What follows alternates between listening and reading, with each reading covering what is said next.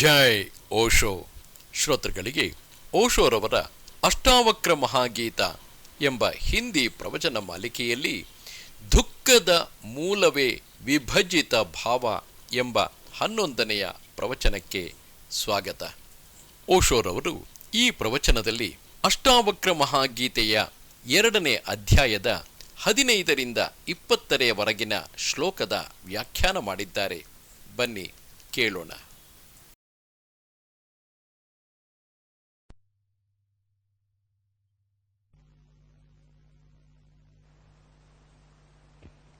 ಜ್ಞಾನಂ ಜ್ಞೇಯಂ ತಥಾ ಜ್ಞಾತಾ ತ್ರಿತಯಂ ನಾಸ್ತಿ ವಾಸ್ತವಂ ತ್ರೇದಂ ಸೋಹಂ ಅಸ್ಮಿ ನಿರಂಜನ ದ್ವೈತ ಮೂಲಂ ಅಹೋ ದುಃಖಂ ನಾನ್ಯತಸ್ಯಾಸ್ತಿ ವೇಷ ದೃಶ್ಯಂ ಏತಾತ್ಮೃಷಾ ಸರ್ವಂ ಏಕೋಹಂ ಚಿತ್ರಸೋಮಲ ಬೋಧಮಾತ್ರಂ ಅಹಂ ಅಜ್ಞಾನಾತ್ ಉಪಾದಿಪಿತೋ ಮಯಾ ಏವಂ ವಿಮೃಶತೋ ನಿತ್ಯಂ ನಿರ್ವಿಕಲ್ಪೇ ಸ್ಥಿತಿ ಮಮ ನ ಮೇ ಬಂಧೋಸ್ತಿ ಮೋಕ್ಷೋ ವಾ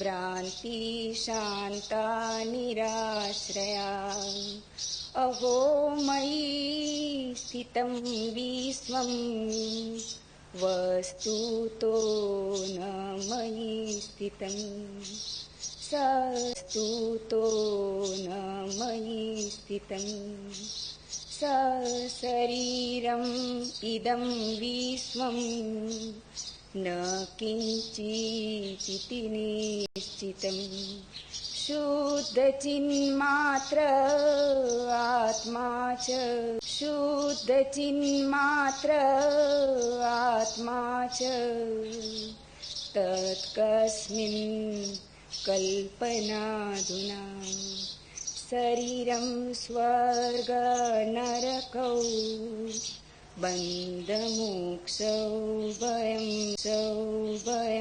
ತಥಾ ಕಲ್ಪನಾಮಾತ್ರಂ ಏವ ಏತತ್ ಕಿಂ ಮೇ ಕಾರ್ಯಂ ಚಿದಾತ್ಮನಃ.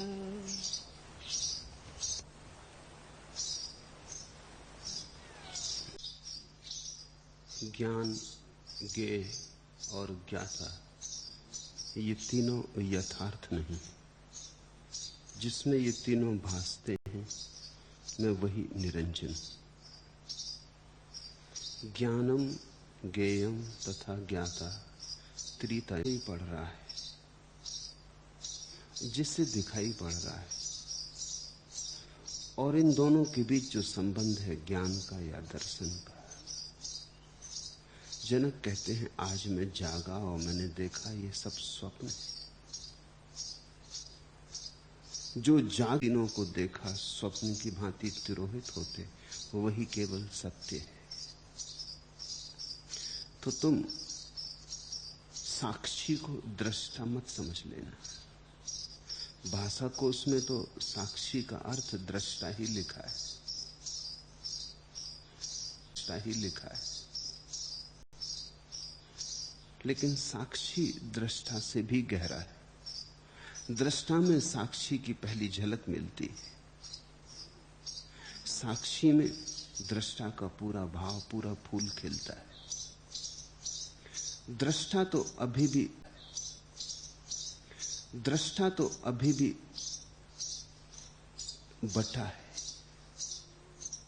दृष्टा है तो दृश्य भी होगा, और दृष्ट और दृष्टा है तो दोनों के बीच का संबंध दर्शन ज्ञान भी होगा. तो अभी तो खंड है भी होगा. तो अभी तो खंड है. जहां जहां खंड है वहां वहां स्वप्न है, क्योंकि अस्तित्व अखंड है। जहां जहां हम बांट लेते हैं, सीमाएं बनाते हैं, वे सारी सीमाएं अपने पड़ोसी के मकान से अलग करने को तुम एक रेखा खींच लेते, एक दीवार खड़ी कर देते, बागुड़ लगा देते, लेकिन पृथ्वी बंटती नहीं। हिंदुस्तान पाकिस्तान को अलग करने के लिए तुम नक्शे पे, पृथ्वी अखंड है। तुम्हारे आंगन का आकाश और तुम्हारे पड़ोसी के आंगन का आकाश अलग अलग नहीं। तुम्हारे आंगन को बांटने वाली दीवार आकाश को नहीं बांटती। जहां जहां हमने बांटा है, योग्यता है बांटने की, सत्य नहीं है बांटने में। सत्य तो अनबटा है। और जो गहरे से गहरा विभाजन है हमारे भीतर, वो है देखने वाले का, दिखाई पड़ने वाले का। जिस दिन ये विभाजन भी गिर जाता है तो आखिरी राजनीति गिर जाता है। तो आखिरी राजनीति गिरी, आखिरी नक्शे गिरे, आखिरी सीमाएं गिरी, तब जो शेष रह जाता है अखंड, उसे क्या कहें? वो दृष्टा नहीं कहा जा सकता अब, क्योंकि दृश्य तो खो गया। दृश्य के बिना, क्योंकि दृश्य तो खो गया। दृश्य के बिना दृष्टा कैसा?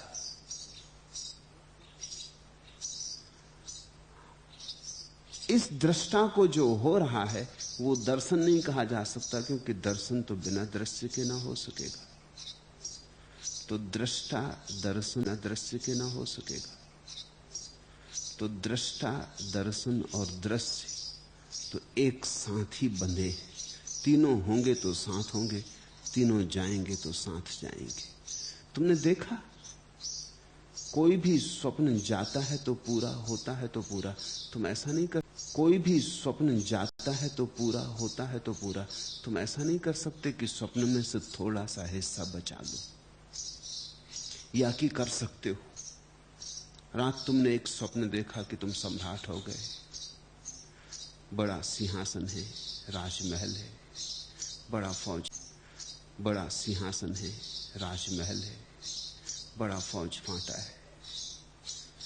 सुबह जाग के क्या तुम ऐसा कर सकते हो कि सपने में से कुछ बचा लो? तुम कहो जाए सब, ये सिंहासन बचा लो, जाए सब, कम से कम पत्नी तो बचा लो, जाए सब, कम से कम पत्नी तो बचा लो, जाए सब, कम से कम अपना मुकुट तो बचा लो। नहीं, या तो सपना पूरा रहता है या पूरा जाता है। अगर तुम जागे तो यह संभव नहीं है कि तुम सपने का खंड बचा लो।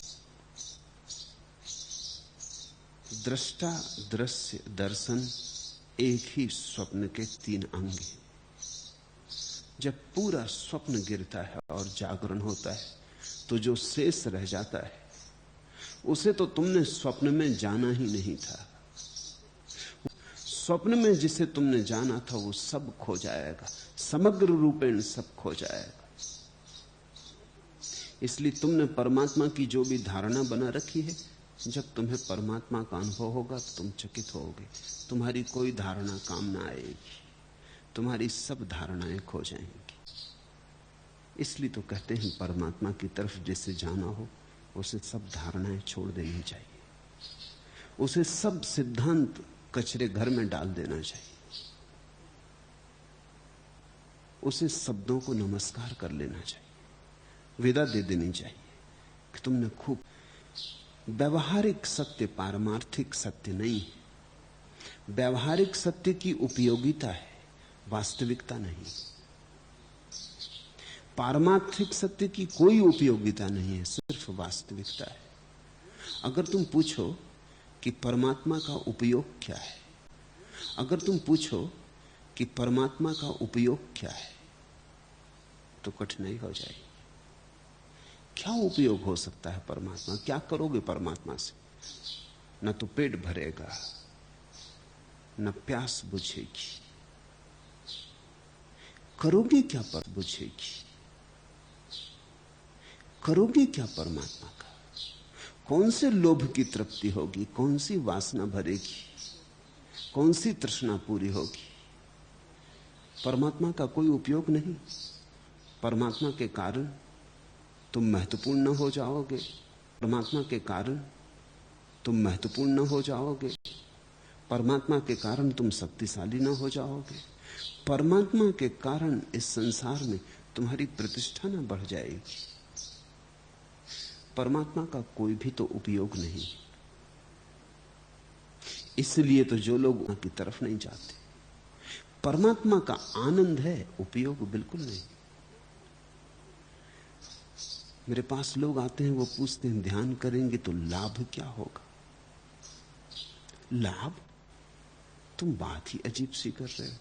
तो तुम समझे ही नहीं कि ध्यान, जिसके मन में अब लाभ व्यर्थ हुआ, जिसने बहुत लाभ करके देख लिए और पाया कि लाभ कुछ भी नहीं होता, धन मिल जाता है, निर्धनता नहीं कटती, पद मिल जाता है, दीनता नहीं मिटती, सम्मान सत्कार मिल जाता है, नाम जगत भर में फैल जाता है, भीतर सिर्फ दुर्गंध, कोई सुगंध नहीं उठती, कोई फूल नहीं खिलते, भीतर कांटे ही कांटे, पीड़ा और चुभन, संताप और असंतोष, चिंता ही चिंता घनी होती चली जाती। भीतर तो चिता सज रही है, बाहर महल खड़े हो जाते, बाहर जीवन का फैलाव बढ़ता जाता है, भीतर मौत रोज करीब आती चली जाती। जिसको यह दिखाई पड़ा कि लाभ में कुछ लाभ नहीं, वही ध्यान करता है। लेकिन कुछ लोग हैं जो कुछ लाभ नहीं, वही ध्यान करता है। लेकिन कुछ लोग हैं जो सोचते हैं शायद ध्यान में भी लाभ हो, तो चलो ध्यान करें। वे पूछते हैं ध्यान में लाभ क्या, इससे क्या फायदा होगा? सुख समृद्धि आएगी, पद प्रतिष्ठा मिलेगी, धन, पद प्रतिष्ठा मिलेगी, धन वैभव मिलेगा, हार जीत में परिणित हो जाएगी। ये जीवन का विषाद, ये जीवन की पराजय, ये जीवन में जो खाली खालीपन है, ये बदलेगा। हम भरे भरे हो जाएंगे, हम भरे भरे हो जाएंगे। वो प्रश्न ही गलत पूछते। अभी उनका संसार चुका नहीं, वो जरा जल्दी आ गए। अभी फल पका नहीं, अभी मौसम नहीं आया, अभी उनके दिन नहीं आए। ध्यान तो वही करता है, या ध्यान की तरफ वही चल के इस संसार में मिलता तो बहुत कुछ और मिलता कुछ भी नहीं। सब मिल जाता है और सब खाली रह जाता है। जिसे ये विरोधाभास दिखाई पड़ गया, फिर वो ये नहीं पूछा ध्यान में लाभ क्या है, क्योंकि लाभ होता है, आनंद है ध्यान में, लाभ बिल्कुल नहीं। तुम ध्यान को तिजोरी में न रख सकोगे, ध्यान से बैंक बैलेंस न बना सकोगे, ध्यान से सुरक्षा सिक्योरिटी न बनेगी। ध्यान तो तुम्हें छोड़ देगा अज्ञात में। ध्यान में तो तुम्हारी जो सुरक्षा थी तो तुम्हें छोड़ देगा अपरिचित लोक में, उस अभियान पर भेज देगा जहां तुम धीरे धीरे गलोगे, पिघलोगे, बह जाओगे। ध्यान से लाभ कैसे होगा? ध्यान से तो हानि होगी, और हानि ये कि तुम ना बचोगे। ध्यान तो मृत्यु है, लेकिन ये कि तुम ना बचोगे। ध्यान तो मृत्यु है, लेकिन तब जब तुम मर जाते हो।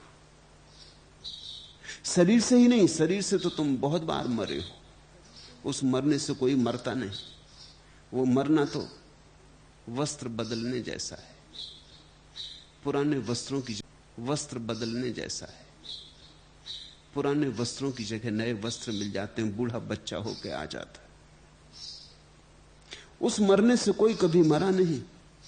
मरे तो हैं कुछ थोड़े से लोग, कोई अष्टावक्र, कोई बुद्ध, कोई महावीर, वे मरे, उनकी मृत्यु पूरी है। फिर कोई महावीर, वे मरे, उनकी मृत्यु पूरी है, फिर वे वापस नहीं लौटते। ध्यान मृत्यु है। ध्यान में तुम तो मरोगे, तुम तो मिटोगे, तुम्हारी तो छाया भी न रह जाएगी। तुम्हारी तो छाया भी अपवित्र करती, तुम तो रंच मात्र ना करती, तुम तो रंच मात्र ना बचोगे। तुम ही ना बचोगे, तुम्हारे लाभ का कहां सवाल। तुम स्वयं एक व्यवहारिक सत्य हो, तुम सिर्फ एक मान्यता हो, तुम हो नहीं। तुम सिर्फ एक धारणा हो, तुम्हारा कोई अस्तित्व नहीं। तुम सिर्फ एक धारणा हो, तुम्हारा कोई अस्तित्व नहीं। तुम्हारी धारणा तो बिखर जाएगी, सब धारणाएं बिखर जाएंगी तुम्हारे बिखरते, क्योंकि जब मालिक ही ना रहा तो जो सब सामान इकट्ठा कर लिया था वो सब बिखर जाएगा। जब संगीतज्ञ ही ना रहा तो वीणा क्या बचेगी। जब संगीतज्ञ ही ना रहा तो वीणा क्या बचेगी। कहते हैं ना रहा बांस न बजेगी बांसुरी। तुम ही गए तो बांस ही गया, अब बांसुरी का कोई उपाय ना रहा। तब जो शेष रह जाएगा वही समाधि है, वह है पारमार्थिक। पारमार्थिक का अर्थ है जो है परम आनंद में है, परम विभा में। बरसेगा आशीष, अमृत का अनुभव होगा, लेकिन लाभ कुछ भी नहीं।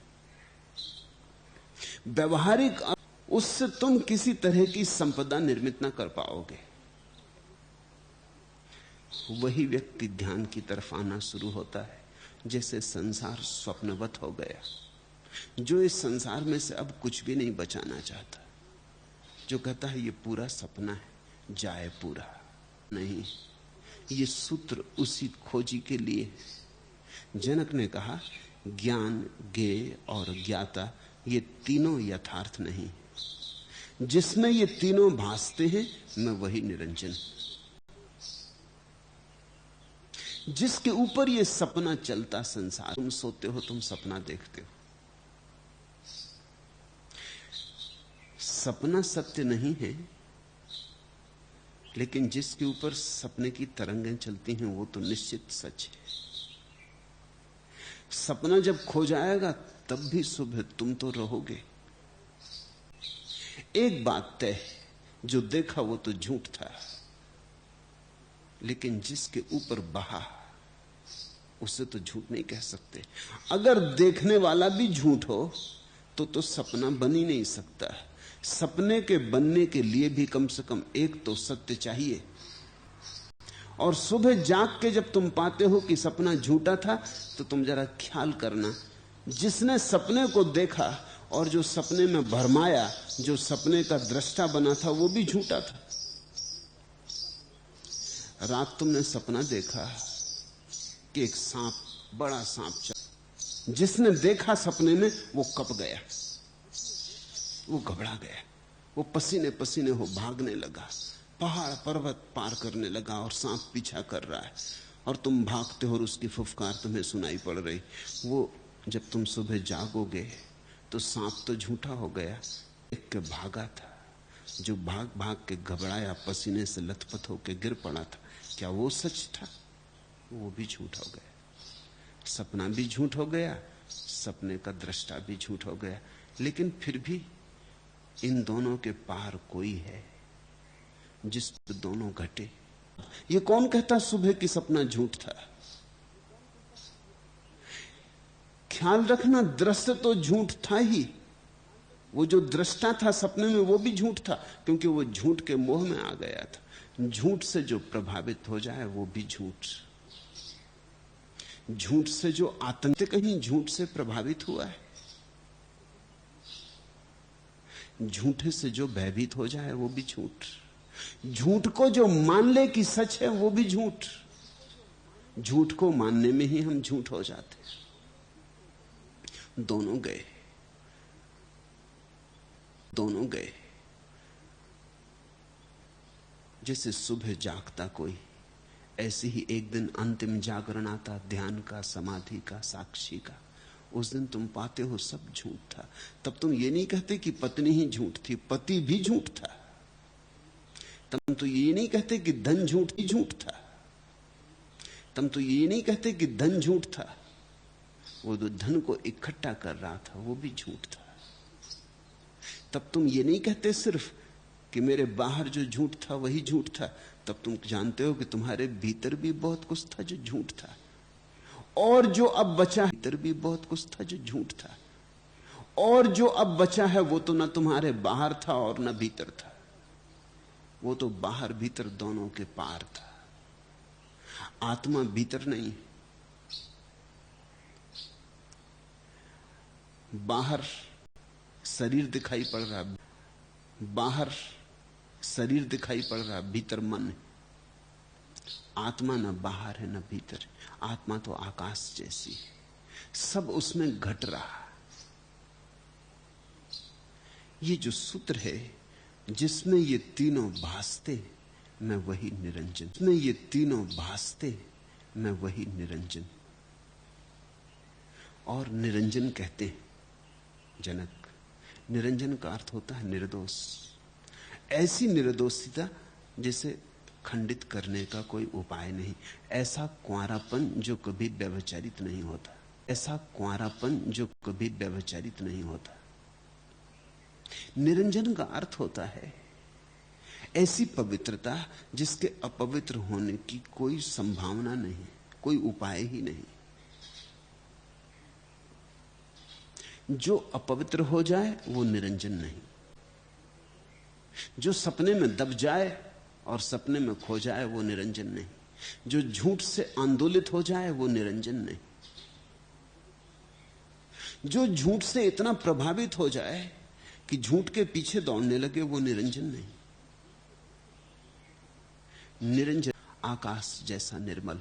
आकाश में देखा कितने धूल के बवंडर उठते हैं, काले बादल छाते हैं, आते हैं चले जाते हैं।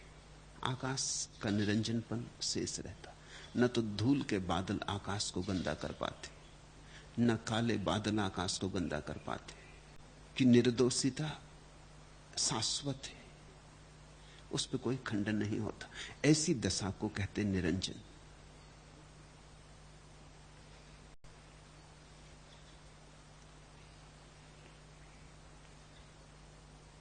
फिर से दोहरा दूं, तुमने अब तक जो माना है उसमें से कुछ भी सच नहीं। तुम्हारा सब असत्य है, क्योंकि अभी तो तुम ही असत्य हो। असत्य असत्य का मेल होता, सत्य असत्य का मेल होता, सत्य असत्य का कोई मेल नहीं होता। उन्हें मिश्रित नहीं किया जा सकता। अभी तक तुमने जो भी जाना है वो सभी असत्य है। तुमने वेद पढ़े, कुरान पढ़ी, बाइबल पढ़ी, गीता पढ़ी, तुमने जो बाइबल पढ़ी, गीता पढ़ी, तुमने जो पढ़ लिया वो वहां लिखा नहीं। तुमने वही पढ़ लिया जो तुम अपनी अज्ञान की दशा में पढ़ सकते हो। तुमने बहुत से संयम साधे, मगर तुम्हारे सब संयम झूठ को ही साधने में सहयोगी होते हैं, क्योंकि तुम ही अभी झूठ हो। तुम संयम कैसे साधोगे? तुम्हारा संयम भी सपना ही होगा। तुमने तप भी किए, दान भी किए, तुमने उपवास भी किए, तुमने पूजा प्रार्थना भी की, लेकिन आधारभूत बात तुम्हें ख्याल में नहीं आई। कल मैं बच्चों का एक गीत पढ़ रहा था। नदी घाट से बांझ लदे, चले शहर को 5 गधे। पहला बोला मैं राजा, कहा दूसरे ने जा जा तगड़ा। चौथे ने प्रस्ताव किया, चालाकी से काम लिया, लड़ने से पहले सुन लो, मुझको निर्णायक चुन लो। आया ताव 5वें को, शुरू किया रैंको, खूब चली फिर दुलत्ती, बदले बिल्कुल नहीं गधे। मालिक को देख के सध भी गए, शांत भी खड़े हो गए, बदले बिल्कुल नहीं गधे। लेकिन कहीं मालिक को देख के सध के खड़े हो जाने से, सधे हो जाने से कहीं गधे बदले। तो कुछ गधे हैं जो बाजार में तुम्हें मिलेंगे, कुछ गधे तुम्हें आश्रमों में मिलेंगे। सधे बधे गधे, मगर बदले बिल्कुल नहीं गधे। कोई धन के पीछे पागल है, कोई भी धन के पीछे पागल है, कोई धन छोड़ने के पीछे पागल है, लेकिन धन का प्रभाव दोनों पर है। धन से छूट नहीं होती दिखती, धन छूट जाता है तो भी धन से छूट होती नहीं दिखती। कोई स्त्रियों के छूट होती नहीं दिखती, कोई स्त्रियों के पीछे दीवाना है, कोई स्त्रियों से घबरा के भाग गया है। फर्क कहां? दिशा बदल गई, मूर्खता नहीं बदली, बदले बिल्कुल नहीं गधे। घबराहट है कि कहीं स्त्री न छू जाए, कहीं स्त्री दिखाई न पड़ जाए। ये घबराहट कैसी? अगर तुम्हें दिखाई पड़ गया कि सब सपना है तो घबराहट कैसी? सुबह जाग के अगर कोई कहे कि रात देखा कि सब सपना है, इस कमरे में सांप ही सांप थे, कि सिंह दहाड़ते थे, सब सपना है, सब सपना है, बाकी मैं जाता नहीं, क्यों जाएं? अगर तुम्हें दिखाई पड़ गया कि सपना है तो अब क्या घबराहट? अब तो कमरे के भीतर आ जाओ। नहीं, वो कहता है सब सपना है, सब समझ में आ गया, मगर जाएं क्यों कमरे के भीतर? कमरे के भीतर हम नहीं जाएंगे। जनक जैसा ज्ञानी बहुत मुश्किल से मिलेगा, क्योंकि जनक ज्ञान को उपलब्ध हुए और महल छोड़ा नहीं। ये परम ज्ञानी की दशा है, क्योंकि जब जान ही लिया तो छोड़ने को कुछ ना बचा। जनक बदलाहट ना की, क्योंकि बदलाहट कहां करे? सपना तो गया, अब जो जैसा है। अगर ज्ञान के बाद त्याग की चेष्टा चले तो समझना ज्ञान भी घटा नहीं। मूढ़ों के सिवाय त्याग कभी कोई करता ही नहीं। ज्ञानी क्यों त्याग करेगा? कभी कोई करता ही नहीं। ज्ञानी क्यों त्याग करेगा? ज्ञानी का तो बोध मात्र पर्याप्त है, उसे तो दिखाई पड़ गया कि ये सब माया जाल है, बस ठीक है। वो इससे आंदोलित नहीं होता, न पक्ष में न विपक्ष में। उस पे इसकी छाया नहीं पड़ती, उस पे इसकी छाया नहीं पड़ती, न तो आकर्षण की न विकर्षण की। ज्ञान को उपलब्ध व्यक्ति न तो रागी होता न विरागी। ज्ञान को उपलब्ध व्यक्ति न भोगी हो सकता न रागी, न व्यक्ति न भोगी हो सकता न रागी न त्यागी। क्योंकि भोगी और योगी होने के लिए, भोगी और त्यागी होने के लिए सपना चाहिए वही, दोनों का सपना एक है। योगी होने के लिए, भोगी और त्यागी होने के लिए सपना चाहिए वही, दोनों का सपना एक है, दोनों की मान्यता एक है। एक कहता है धन में सब है और एक कहता है धन मिट्टी चाहिए वही, दोनों का सपना एक है, दोनों की मान्यता एक है। एक कहता है धन में सब है और एक कहता है धन मिट्टी। मैंने सुना है, महाराष्ट्र की एक प्राचीन कथा है, रांका बांका धन मिट्टी।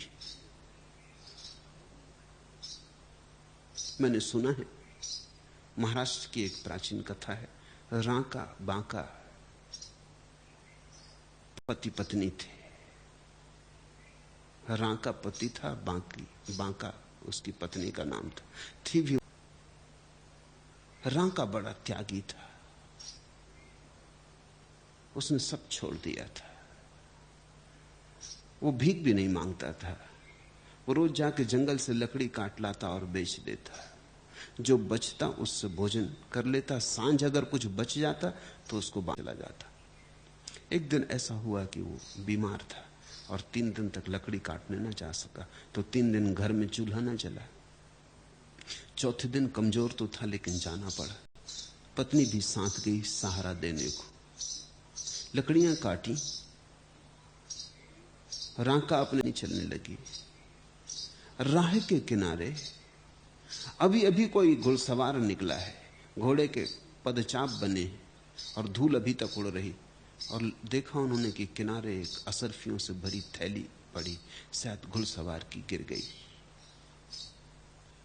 रांका उसके मन में सोच उठा कि मैं तो हूं त्यागी, मैंने तो विजय पाली, मेरे लिए तो धन मिट्टी, मगर पत्नी तो पत्नी। कहीं उसका मन ना आ जाए, लोभ ना आ जाए, कहीं सोचने न लगे रख लो, कभी दुर्दिन में काम आ जाएगी। अब 3 दिन भूखे रहना पड़ा, 1 पैसा पास ना, काम आ जाएगी। अब 3 दिन भूखे रहना पड़ा, 1 पैसा पास ना था। ऐसा सोच के उसने जल्दी से असरफियों से भरी थैली पास के गड्ढे में सरका के उसके ऊपर से मिट्टी डाल दी। वो मिट्टी डाल के चुक ही रहा था कि पत्नी आ गई। उसने पूछा, क्या करते हो? तो राका ने कसम खाई थी झूठ कभी न बोलने की, बड़ी मुश्किल में पड़ गया।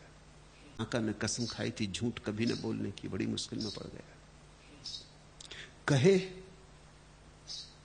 तो डर लगा कि कहीं ये पत्नी झंझट ना करने लगे, और कहे कि रख लो, हर्ज क्या है, भाग्य ने दी है, भगवान ने दी है, रख लो, कहीं ऐसा ना कहने लगे। स्त्री का भरोसा क्या? साधु सन्यासी स्त्री से सदा डरे रहे।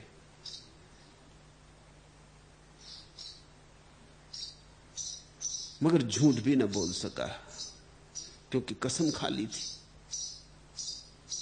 तो उसने मजबूरी में कहा कि सुन, मुझे क्षमा कर और कोई और बात, मैं तो खैर लोभ का त्याग कर चुका, मगर तेरा क्या भरोसा? स्त्री यानी यस स्त्री का कहीं मोक्ष होता है? जब तक वो पुरुष ना हो जाए तब तक मोक्ष नहीं कहते धर्मशास्त्र। सब धर्मशास्त्र पुरुषों ने लिखे, वहां भी बड़ी राजनीति। तो तू कहीं उलझ न जाए, इसलिए तेरे को ध्यान रख के मैंने ये असरफियां मिट्टी में ढक दी और ऊपर से मिट्टी डाल रहा हूं। राका की बात सुन के बांका खूब हंसने लगी। उसे नाम इसलिए तो बांका मिला। वो कहने लगी, ये भी खूब रही, मिट्टी पे मिट्टी डालते तुम्हें शर्म नहीं आती? बाकी जो तुम मुझ में सोचते हो वो तुम्हारे भीतर कहीं छिपा होगा। जो तुम मुझ पे आरोपित करते हो वो कहीं तुम्हारे भीतर दबा पड़ा होगा। तुम्हें अभी सोना सोना दिखा होगा, तुम्हें अभी सोना सोना दिखाई पड़ता है,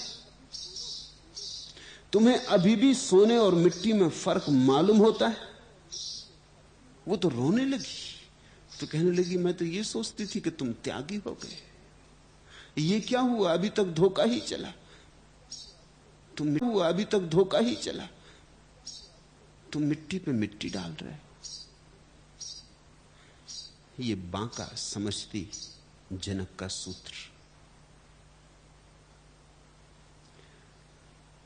जनक परम ज्ञान को उपलब्ध हो गए और कुछ भी न छोड़ा, कुछ भी न छोड़ा। भोग और त्याग दोनों ही अज्ञानी के, वो एक ही सिक्के के 2 पहलू। मेरे पास एक सन्यासी एक दफा मिलने आए, जो उनको साथ ले आए थे मेरे पास तक। रुपए पैसे को हाथ भी नहीं लगाते, कोई रुपया पैसा सामने कर देते, धर मुंह फेर लेते। और इसलिए तो मैं इनके साथ चलता हूं, क्योंकि टिकट लेनी, टैक्सी का भाड़ा चुकाना, तो पैसे मैं रखता हूं। खूब मेल मिला। पैसे वस्तुतः किसके हैं? मेरे तो नहीं है, भोगीलाल भाई ने कहा, क्योंकि मुझे कौन देता है? देते तो लोग स्वामी जी को, रखता मैं हूं। हैं तो स्वामी जी के, अगर सच पूछे तो, क्योंकि मैं कौन, संभालता मैं हूं, बाकी वो छूते नहीं। वो बड़े योगी हैं। योगी और भोगी एक ही सिक्के के 2 पहलू हैं। जहां तुम योगीलाल भाई को पाओगे वहीं भोगीलाल भाई को भी पाओगे। उन दोनों का एक दूसरे के बिना चल भी नहीं सकता, असंभव है, क्योंकि सिक्का कहीं एक पहलू का हुआ है, उसमें दोनों पहलू ही चाहिए। वीतराग पुरुष तो वही है जिसकी ना तो पकड़ अब भोग की है और ना योग की, जिसने जान लिया कि सब सपना है, जिसने जान लिया कि सब सपना है, अब भागना कहां है? न भोगना है न भागना है, अब तो जो हो उसे देखते रहना है, अब तो साक्षी भाव में जीना है। ऐसा हो तो ठीक, वैसा हो तो ठीक, महल हो तो ठीक, झोपड़ी हो तो ठीक, महल हो तो ठीक, झोपड़ी हो तो ठीक, कुछ हो तो ठीक, कुछ ना हो तो ठीक। वीतराग चित्त की दशा भोग और त्याग के पार की दशा है।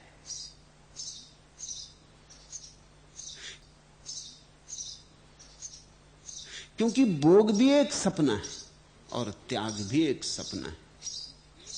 दोनों से जो जाग गया वही साक्षी है।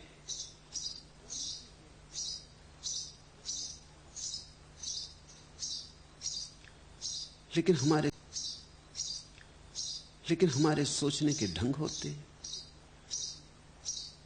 हमारे सोचने की बंधी हुई व्यवस्थाएं होती। हमने जीवन भर धन को बहुत मूल्य दिया, फिर एक दिन हमें दिखाई पड़ा कि धन व्यर्थ है।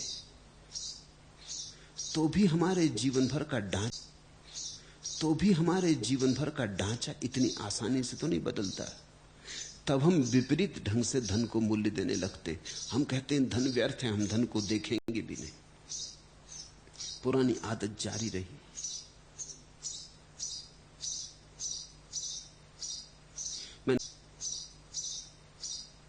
मैंने सुना कि मुल्ला नसरुद्दीन एक बार नास्तिक हो गया। अब मुसलमान साधारणतः नास्तिक होते नहीं, इतनी हिम्मत मुसलमान जोड़ा ही नहीं पाते। नास्तिक तो हो गया लेकिन पुरानी आदत तो नहीं छूटी। अच्छा किया, कुछ तो हुए। अब तुम्हारा सिद्धांत क्या? उसने कहा मेरा सिद्धांत बिल्कुल साफ है, मैंने टांग रखा अपने दीवार पर कि कोई ईश्वर नहीं है और पैगंबर मोहम्मद उसके पैगंबर।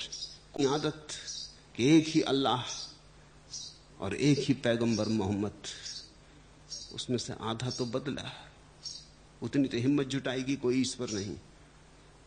लेकिन पुरानी आदत, अब ईश्वर नहीं है तो भी मोहम्मद तो पैगंबर है ही। बड़ी सूक्ष्म है।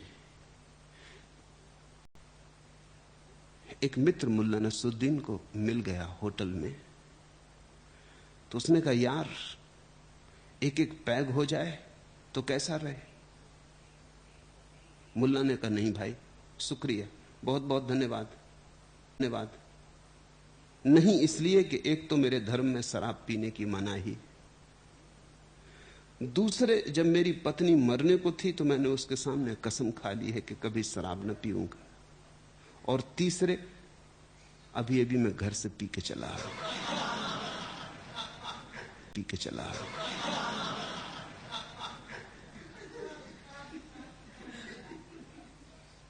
आदमी बिना देखे, बिना दृष्टा बने कसमें खाता, व्रत ले लेता, त्याग कर देता, संकल्प बना लेता। उससे क्या होगा? उसके सोचने के ढंग तो नहीं बदलते, उसके सोचने की मौलिक प्रक्रिया तो नहीं बदलती। वो पुराने ही ढांचों में नए सिक्के ढालने लगता, लेकिन नए सिक्कों पर होती हस्ताक्षर तो पुराने ही होते। तुम अगर ऐसे ऊपर ऊपर बदलने में लगे रहे तो कभी ना बदलोगे। ये तुम बदलने का धोखा दे रहे हो। बदलाहट तो थे क्रांति जिसमें तुम्हारा सब उखड़ जाता, जिसमें तुम्हारे देखने, सोचने, विचारने की प्रक्रियाएं समाप्त हो जाती, अभिनव का जन्म होता है, अतीत से तुम्हारा समस्त संबंध विच्छेद हो जाता है। उसमें से कुछ आते, धन में रस था तो तुम त्यागी बन सकते हो, लेकिन तुम्हारा रस धन में ही रहेगा। यह हो सकता है कि फिर तुम लोगों को समझाओ कि बचो कामनी कांचन से, कामनी कांचन में बड़ा खतरा है, लेकिन तुम चर्चा कामनी कांचन की ही करोगे। कभी कभी इसको देख के बड़ी हैरानी होती, ऋषि मुनि निरंतर कामनी कांचन की बात करते रहते, बचो कामनी कांचन से। ऐसा लगता है अभी भी डरे हुए, और शायद दूसरों को समझाने के बहाने अपने को समझा रहे। ये बात ही क्या है? समझा रहे। ये बात ही क्या है? ठीक है, समझाने के लिए एक आध बार कह दी तो ठीक है, मगर ये 24 घंटे का राग कि बचो कामनी कांचन से, ऐसा लगता है पीछे अचेतन में अभी भी कामनी कांचन काम कर रहे हैं, अभी भी कामनी कांचन काम कर रहे हैं, अभी भी डरे हुए हैं, अभी भी लगता है भय है, अभी भी लगता है अगर ये बात बार बार न दोहराई तो खतरा है कि कहीं फिर न पड़ जाएं उसी जाल में। तो ये आत्म सम्मोहन का प्रयोग कर रहे हैं, वो बार बार दोहरा रहे हैं, आत्म सम्मोहन का प्रयोग कर रहे हैं, वो बार बार दोहरा रहे हैं। फ्रांस में सम्मोहक हुआ इमाइल कुए, वो अपने शिष्यों को कहता था कि बस एक ही बात को रोज सुबह शाम दोहराओ कि मैं रोज अच्छा हो रहा हूं, स्वस्थ हो रहा हूं, तुम हो जाओगे। ये सारे लोग इमाइल कुए के, ये सारे लोग इमाइल कुए के अनुयायी मालूम होते। तुम दोहराते रहो कि कामनी कांचन पाप है, कामनी कांचन पाप है, लेकिन तुमने ख्याल किया तुम उसी चीज को पाप कहते हो जिसमें तुम्हारा रस भी होता, उसी चीज को पाप कहते हो जिसमें तुम्हारा रस भी होता। सच तो यह है कि अगर चीजें पाप ना हो तो उनमें रस ही खो जाता है। जिस चीज को पाप बना दो उसमें रस आने लगता है। कहो कि पाप है तो आकर्षण पैदा होता है। तुम छोटे कहो कि पाप है तो आकर्षण पैदा होता है। तुम छोटे से बच्चों को कहो कि वहां मत जाना, बस सारी दुनिया बेकार हुई, अब वहीं जाने में रस मालूम होता है। ईसाई कथा है कि परमात्मा ने जब बनाया आदमी और हव्वा को तो उसने कहा कि देखो और सब फल तो खाना, सिर्फ ये जो बीच में एक वृक्ष लगा है, एक ज्ञान का वृक्ष है, इसका फल मत खाना। फिर मुश्किल हो गई। मुश्किल खुद परमात्मा ने पैदा करवा दी। इतना बड़ा विराट जंगल था कि अगर आदम हव्वा को खुद पे छोड़ दिया होता तो शायद अभी तक भी वो खोज ना पाए होते उस वृक्ष को। आना और तख्ती लगा देना कि यहां इस फल को मत खाना, बस वही बना उत्तेजना का कारण। फिर सारा बगीचा व्यर्थ हो गया। फिर रात सपना भी आदम और हव्वा यही देखते रहे होंगे कि कब कैसे, आखिर परमात्मा ने मना क्यों किया? जरूर कुछ राज हो। भटका सका, उसने कहा अरे पागलो, परमात्मा खुद इसका फल खाता है, तुम खाओगे तुम भी परमात्मा जैसे हो जाओगे, इसलिए तो रोका, ईर्ष्यावश। अब अगर दोबारा परमात्मा संसार बनाए तो उससे मैं कहना चाहूंगा अब की बार तुम ये कह देना कि सांप को मत खाना, बस आवता कि सांप को मत खाना और सब खाना। शैतान को खा जाते अगर तख्ती लगा दी होती कि शैतान को छोड़ना, बाकी सब खा जाना, मगर वो तख्ती लगाई थी ज्ञान के वृक्ष पर। निषेध आमंत्रण बन जाता है, आमंत्रण बन जाता है। कहो नहीं और प्राणों में कोई छटपटाहट होती कि करके रहो, देखो जरूर कुछ होगा। कामनी कांचन को संत पुरुष निरंतर भजते हैं कि पाप बचो, घबराओ, तो सुनने वालों को लगता है जरूर कुछ राज होगा। जब महापुरुष इतनी ज्यादा चर्चा करते, अगर दुनिया में धन और काम की निंदा बंद हो जाए तो धन और काम का जितना प्रभाव है वो अति शून्य हो जाए, उसका कोई मूल्य न रह जाए। उपयोगिताएं हैं ये, न तो इनको इकट्ठा करने में कोई। अरे तुम जरा सोचो तो, अगर जिस चीज के इकट्ठा करने से कुछ नहीं मिलता उसको छोड़ने से कैसे मिल जाएगा? इकट्ठा करने से संसार नहीं मिलता और छोड़ने से परमात्मा मिल जाएगा। तो त्यागी तो भोगी से भी ज्यादा भ्रांत मालूम होता है। त्यागी तो विचार कि अगर हम धन इकट्ठा कर लेंगे तो संसार मिल जाएगा। त्यागी इससे भी बड़े भ्रम में, वो कह रहा धन अगर छोड़ देंगे तो परमात्मा मिल जाएगा। लेकिन लगता ऐसा है कि धन से ही सब मिलता है, चाहे संसार चाहे परमात्मा।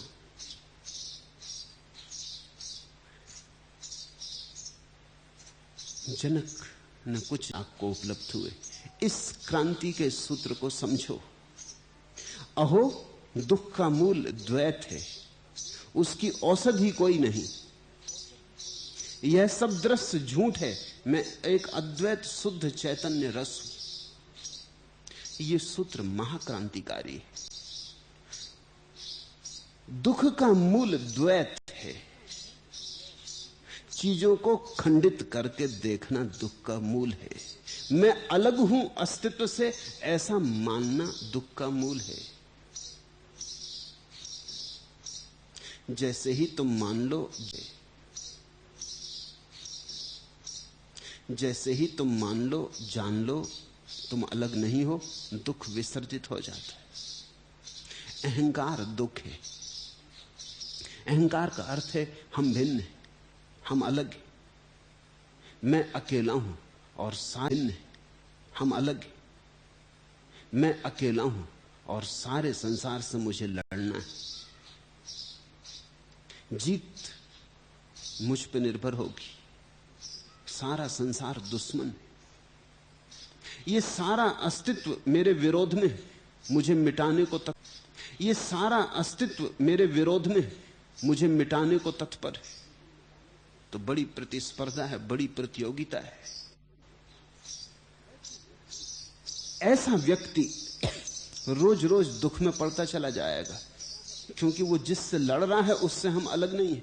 ये तो जल्दी ही तुम उसे किसी मनोवैज्ञानिक के कोच पर लेटा हुआ पाओगे इलाज करवाते। जल्दी ही किसी पागलखाने में कैद पाओगे अगर कोई लहर सागर से लड़ने लगे। लहर सागर से कैसे लड़ेगी? लहर तो सागर ही है, सागर ही लहराया है लहर में। हम उस अनंत की ही लहरें हैं, तरंगे हैं। हम में वही तरंगायित हुआ है, वही तुम्हारे भीतर सुन रहा है, वही मेरे भीतर बोल रहा है, वही तुम्हारी आंखों से देख रहा है, वही तुम्हारे कानों से सुन रहा है, वही यहां बैठा है। जिसने दो माना वो भ्रांति में पड़ा, वो दुख में पड़ा, क्योंकि दो मानते ही हिंसा शुरू हो जाती, संघर्ष शुरू हो जाता है, लड़ाई शुरू हो जाती। फिर विश्राम कहां? जिसने एक जाना फिर लड़ना किससे? तुम्हारे शत्रु में भी वही है। और जब मौत आए तुम्हारे द्वार तो मौत में भी वही आएगा, उसके अतिरिक्त कोई है ही नहीं। तुम्हारी बीमारी में भी वही है, स्वास्थ्य में भी वही। तुम्हारी बीमारी में भी वही है, स्वास्थ्य में भी वही है, जवानी में बुढ़ापे में भी वही है, सफलता और विफलता में भी वही है। अनेक अनेक रूपों में वही आता, बस वही आता, कोई और आने को नहीं। ऐसी जिसकी प्रतीति गहन हो जाए फिर उसे दुख कहां? कोई और आने को नहीं। ऐसी जिसकी प्रतीति गहन हो जाए फिर उसे दुख कहां? द्वैत मूल महो दुखम नान्यत दयास्ति भेषजम दृश्य मेत मृषा दृश्य मेत मृषा सर्वम एको अहम छिद्रो सो अमलम। दुख का मूल द्वैत, उसकी औषधि कोई नहीं। अमेरिका के एक कोई नहीं, अमेरिका के एक बहुत विचारशील व्यक्ति ने, फ्रैंकलिन जोन ने एक किताब लिखी है। किताब का नाम है नो रेमेडी, औषधि कोई नहीं। इस सूत्र की व्याख्या नहीं, इस सूत्र की व्याख्या है पूरी किताब। शायद इस सूत्र का फ्रैंकलिन जोन्स को कोई पता भी नहीं, लेकिन बस एक इस छोटे से सूत्र की व्याख्या है, औषधि कोई नहीं। व्याख्या है औषधि कोई नहीं। तस्य भेषजम अन्यत अस्ति, बस कोई औषधि नहीं। इससे तुम थोड़े चौंकोगे भी, घबराओगे भी, क्योंकि तुम बीमार हो और औषधि की तलाश कर रहे हो, चाहते हो। तुम परेशानी में हो, तुम कोई हल खोज रहे हो, तुम्हारे पास बड़ी समस्याएं हैं, तुम समाधान की तलाश कर रहे हो, इसलिए तुम मेरे पास आ गए हो। और अष्टावक्र की ये गीता में जनक का उद्घोष है कि औषधि कोई नहीं। इसे समझना महत्वपूर्ण। इससे महत्वपूर्ण कोई बात खोजनी मुश्किल है। और इसे तुमने समझ गया तो औषधि मिल गई। औषधि कोई नहीं, ये समझ में आ गया तो औषधि मिल गई। जनक ये कह रहे हैं कि बीमारी झूठी इलाज होता। झूठी बीमारी का इलाज करोगे तो और मुश्किल में पड़ोगे। झूठी बीमारी के लिए अगर दवाइयां लेने लगोगे तो बीमारी तो झूठ थी, लेकिन दवाइयां नई बीमारियां पैदा कर देंगी। इसलिए पहले ठीक ठीक निर्णय कर लेना जरूरी है कि बीमारी। एक आदमी के संबंध में मैंने सुना, वो बड़ा परेशान था। उसे एक वहम हो गया कि रात उसने एक सपना देखा कि वो मुंह खोल के सोता था। बचपन से उसकी खराब आदत पड़ गई थी। रात उसने सपना देखा कि सांप उसमें घुस गया। घबराहट में नींद तो खुल गई, लेकिन जब वो उसकी नींद खुली तब भी सपना ऐसा प्रगाढ़ था कि उसने बराबर सांप की पूंछ सरकते देखी, अंतिम पूंछ। वो चीखा भी, चिल्लाया भी, लेकिन तब तक वो कंठ के अंदर उतर गया।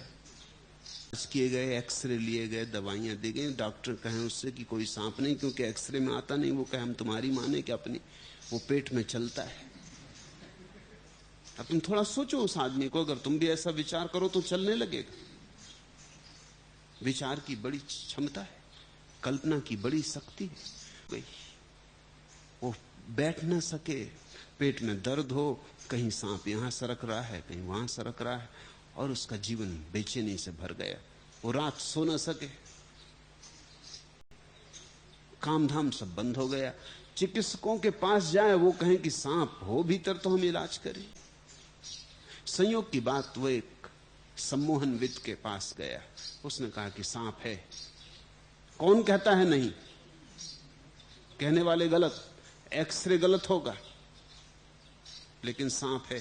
उसकी बात सुनते ही वो आदमी आश्वस्त हुआ। उसने कहा कि गुरु मिले ही नहीं लोग। अब मैं मरा जा रहा हूं, और उसके तकलीफ तो सच थी, चाहे सांप झूठ हो। इसे थोड़ा समझ लेना, उसकी तकलीफ तो सच थी, चाहे सांप झूठ हो। सांप झूठ हो या सच हो, इससे क्या फर्क पड़ता, उसकी तकलीफ तो सच थी। वो दुबला हो गया, सूख के हड्डी हड्डी हो गया, सूख के हड्डी हड्डी हो गया।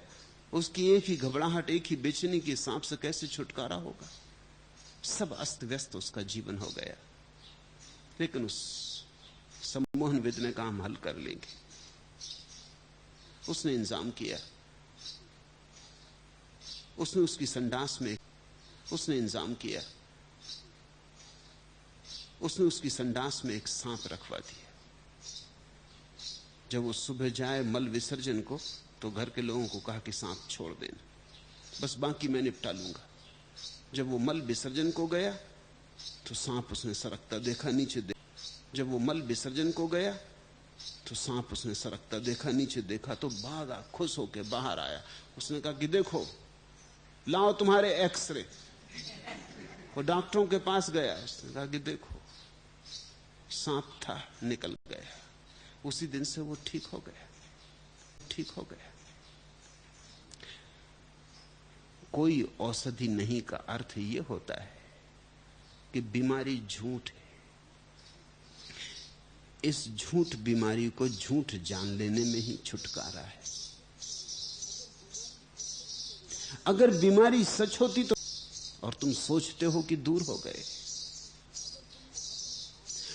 अगर तुमने अपनी आत्मा से संबंध छोड़ दिया होता तो कोई रास्ता बना लेते, कोई सेतु बनता, विज्ञान कोई उपाय खोज लेता कि फिर से कैसे जुड़ा जाए। लेकिन तुम कभी आत्मा से अलग हुए नहीं। तुम जुड़े मछली सागर में है और चीख पुकार मचा रही और तड़फ रही और कहती कि मुझे सागर में वापस भेजो।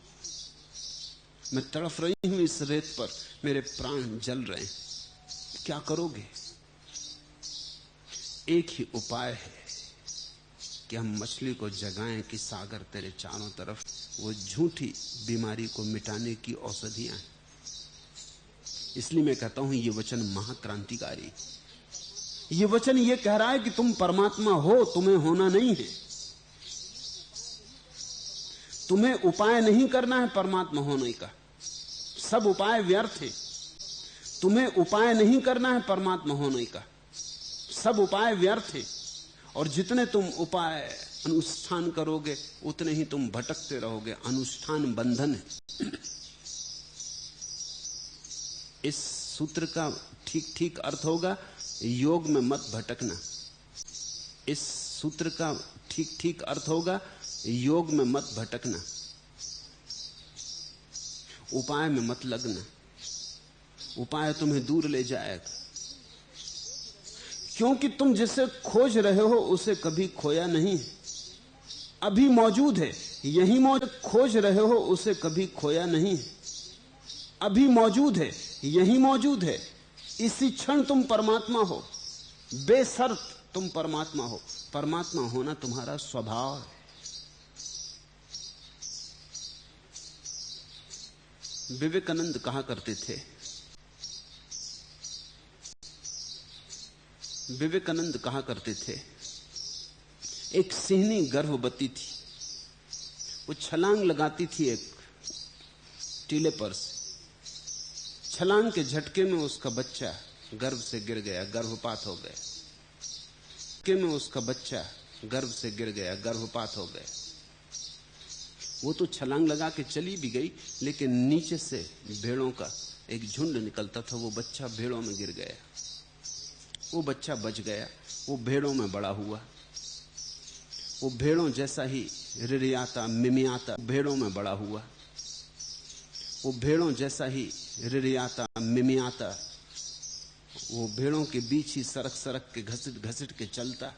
उसने भेड़ चाल सीख ली, और कोई उपाय भी न था, क्योंकि बच्चे तो अनुकरण से सीखते।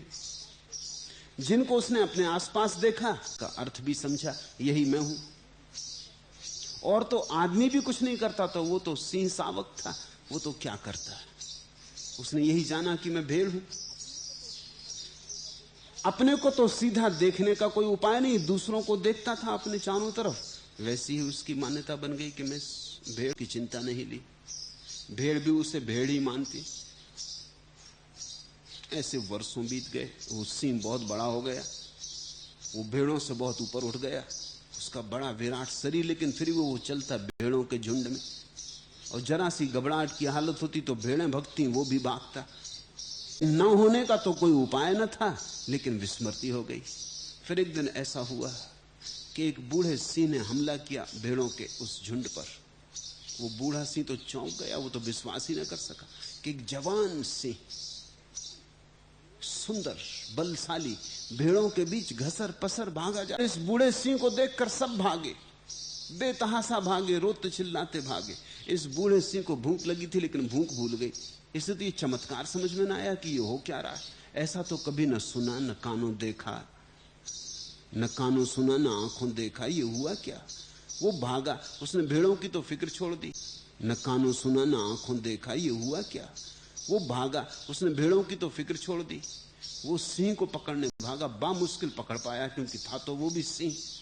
भागता तो सिंह की चाल से था, समझा अपने को भेड़ था। और ये बूढ़ा सिंह था, वो जवान सिंह था, बामुश्किल से पकड़ पाया। जब पकड़ लिया, भेड़ था। और ये बूढ़ा सिंह था, वो जवान सिंह था, बामुश्किल से पकड़ पाया। जब पकड़ लिया तो वो रिरियाने लगा, मिमियाने लगा। सिंह ने कहा, बे चुप, एक सीमा होती किसी बात की। ये तू कर क्या रहा है? ये तू धोखा किसको दे रहा है? वो तो घसीट के भागने लगा। वो तो कहने लगा, क्षमा करो महाराज, मुझे जाने। धोखा किसको दे रहा है? वो तो घसीट के भागने लगा। वो तो कहने लगा, क्षमा करो महाराज, मुझे जाने दो। लेकिन वो बूढ़ा सिंह माना नहीं, उसे घसीट के ले गया नदी के किनारे, नदी के शांत जल में। उसने कहा, जरा झांक के देख। दोनों ने झांका। सिंह ने देखा कि मेरा चेहरा और इस बूढ़े सिंह का चेहरा तो बिल्कुल एक जैसा है। बस एक क्षण में क्रांति घट गई, कोई औषधि नहीं। हुंकार निकल गया, गर्जना निकल गई, पहाड़ कब गए आसपास के। कुछ कहने की जरूरत ना रही, कुछ गुरु रहा होगा, दिखा दिया, दर्शन करा दिया। जैसे ही पानी में झलक देखी, हम तो दोनों एक जैसे हैं, बात भूल गई। वो जो वर्षों तक भेड़ की धारणा थी, वो एक क्षण में टूट गई। पड़ी, उद्घोषणा हो गई, हुंकार निकल गया, क्रांति घट गई। ऐसा ही ठीक अष्टावक्र और जनक के बीच हुआ। अष्टावक्र यानी बूढ़ा सिंह, जनक यानी जवान सिंह पकड़े गए। अष्टावक्र के सत्संग में झलक दिखाई पड़ी। अष्टावक्र की घोषणा में अपने स्वभाव की पहचान हुई। अब तुम पूछो कि अगर कोई सिंह भेड़ों में खो गया हो तो उसे वापस सिंह बनाने की औषधि क्या है? उसको कितनी इंजेक्शन लगाओ, कितनी वेटरनरी डॉक्टर के पास ले जाओ, दवाइयां पिलवाओ, उससे कुछ लाभ ना होगा। तुम्हारी दवाइयां, तुम्हारे इंजेक्शन, तुम्हारा वेटरनरी डॉक्टर के पास ले जाना उसे और कमजोर करता जाएगा। तुम्हारी दवाइयां और उसे भ्रांति से भर देंगी कि हूं तो मैं भेड़ ही, देखो इतने उपाय किए जा रहे हैं मुझे सिंह बनाने के, फिर भी कुछ हो नहीं रहा, मैं सिंह तो हो नहीं पा रहा हूं। और अगर मैं सिंह ही था तो उपाय क्यों किए जाते? जरूर मैं भेड़ हूं, जबरदस्ती ये लोग सिंह बनाने की चेष्टा कर रहे हैं। फिर लोग सिंह बनाने की चेष्टा कर रहे हैं। फिर अगर समझा बुझा के किसी तरह तुम उसको ये भी भरोसा दिलवा दो कि तू रट, रोज सुबह ध्यान कर बैठ के कि मैं सिंह हूं, मैं सिंह हूं, ऐसा रोज रट, अहम ब्रह्मास्मि, धीरे मैं सिंह हूं, ऐसा रोज रट, अहम ब्रह्मास्मि, धीरे धीरे हो जाएगा। रोज दोहरा कि मैं सिंह होता जा रहा हूं, जैसा कुएं कहता है कि रोज मैं स्वस्थ होता जा रहा हूं, सुंदर होता जा रहा हूं। ऐसा अगर ये सिंह वर्षों तक भी कहता रहे और वर्षों कहने के बाद मान भी, ऐसा अगर ये सिंह वर्षों तक भी कहता रहे और वर्षों कहने के बाद मान भी ले, तो भी क्या ये सिंह हो जाएगा? ये मान्यता ही रहेगी, ये विचार की पतली परत ही रहेगी। मगर उस बूढ़े सिंह ने ठीक किया, उसने इसे कुछ मंत्र नहीं दिया, उसने इसे कुछ मंत्र नहीं दिया, जप तप नहीं दिया, घसीट के ले गया, एक स्थिति पैदा की जिसमें इसे अपनी स्वभाव की झलक मिल गई। सद्गुरु के सत्संग का इतना ही अर्थ होता है कि वो तुम्हें घसीट के वहां ले जाए जहां तुम उसके चेहरे और अपने चेहरे को, जहां तुम उसके भीतर के अंतरतम को अपने अंतरतम के साथ मिला के देख पाओ। गर्जना हो जाती, एक क्षण में हो जाती। सत्संग का अर्थ ही यही है, कैसे किसी ऐसे व्यक्ति के पास बैठना, उठना, जिसे अपने, शायद उसके पास बैठते बैठते संक्रामक हो जाए बात, शायद उसकी मौजूदगी में, उसकी आंखों में, उसके इशारों में तुम्हारे भीतर सोया हुआ सिंह जाग जाए।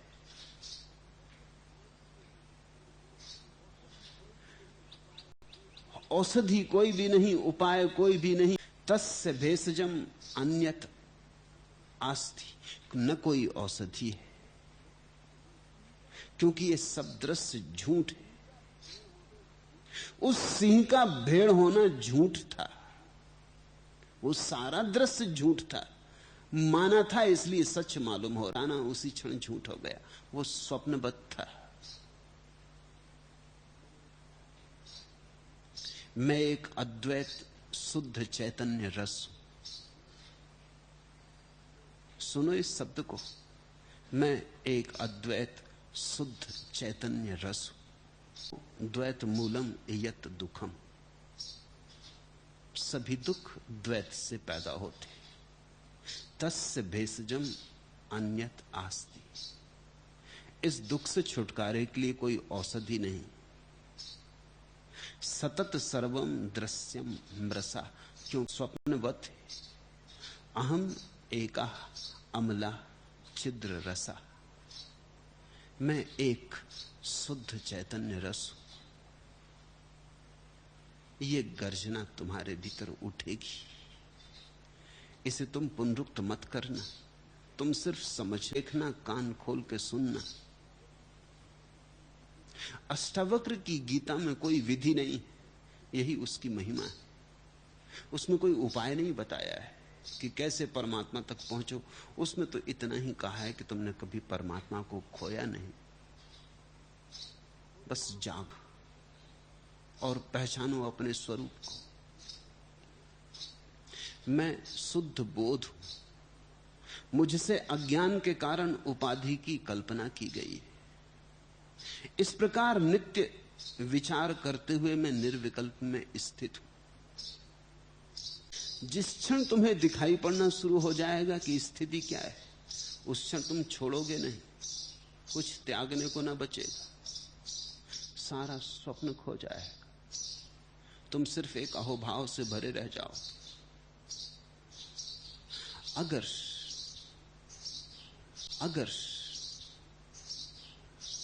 तुमने सोच विचार करके, तर्क से, चिंतन मनन से अपने को राजी कर लिया कि नहीं ये सब स्वप्न है, तो इससे कुछ हल ना होगा। ये तुम्हारी बौद्धिक धारणा नहीं होनी चाहिए, ये तुम्हारा अस्तित्वगत, ये तुम्हारी बौद्धिक धारणा नहीं होनी चाहिए, ये तुम्हारा अस्तित्वगत अनुभव होना चाहिए। मैंने सुना है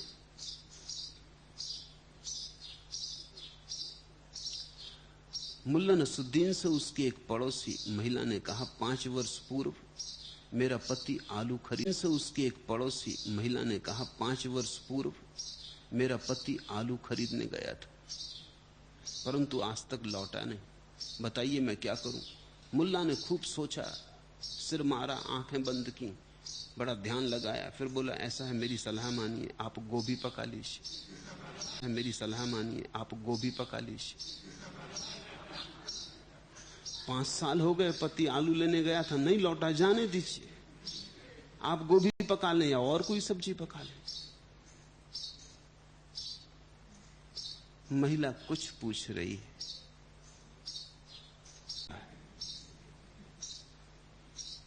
तुम जब किसी से पूछते हो कि मैं दुखी हूं, क्या करूं, तो अष्टावक्र को छोड़ के जो भी उत्तर दिए गए वो बस ऐसे हैं कि गोभी पका लीजिए, कर लो, इस उपाय से सब ठीक हो जाएगा। उपाय से भ्रांति कटती नहीं। समझने की कोशिश करें। एक आदमी हिंसक है, वो सुनता है हिंसा बुरी, हिंसा पाप, हिंसक होने का, क्योंकि हिंसा पाप ही नहीं है, हिंसक को दुख भी देती है। जो दूसरे को दुख देना चाहता है, देने के पहले अपने को दुख दे लेता है। जो दूसरे को दुख देता है, वो देने के बाद भी उस दुख को भोगता रहता है। यह असंभव है कि दूसरे को हम दुख हो जाएं। जो हम देंगे उसे हमें अपने हृदय में पालना पड़ेगा, और जो हमने दिया है उसकी पश्चाताप की छाया हमें काटती रहेगी। तो जो आदमी हिंसक है वो धीरे धीरे अनुभव कर लेता है कि हिंसा है तो बुरी, लेकिन करूं क्या, अहिंसक कैसे बनूं। वो पूछता है अहिंसक कैसे बनूं, फिर उसे अहिंसक बनने की विधि बताने वाले लोग। वो हिंसक आदमी उन विधियों का पालन भी करने लगता है, लेकिन उन विधियों के पालन करने से उसकी हिंसा थोड़ी मिटती। वो उन विधियों के पालन करने में ही हिंसक, वो दूसरे के साथ हिंसा बंद कर देता, अपने साथ शुरू कर देता। उसकी हिंसक वृत्ति कैसे जाएगी? कल तक वो दूसरों के साथ हिंसा कर रहा था, अब अपने साथ करता है। मैंने सुना है एक आदमी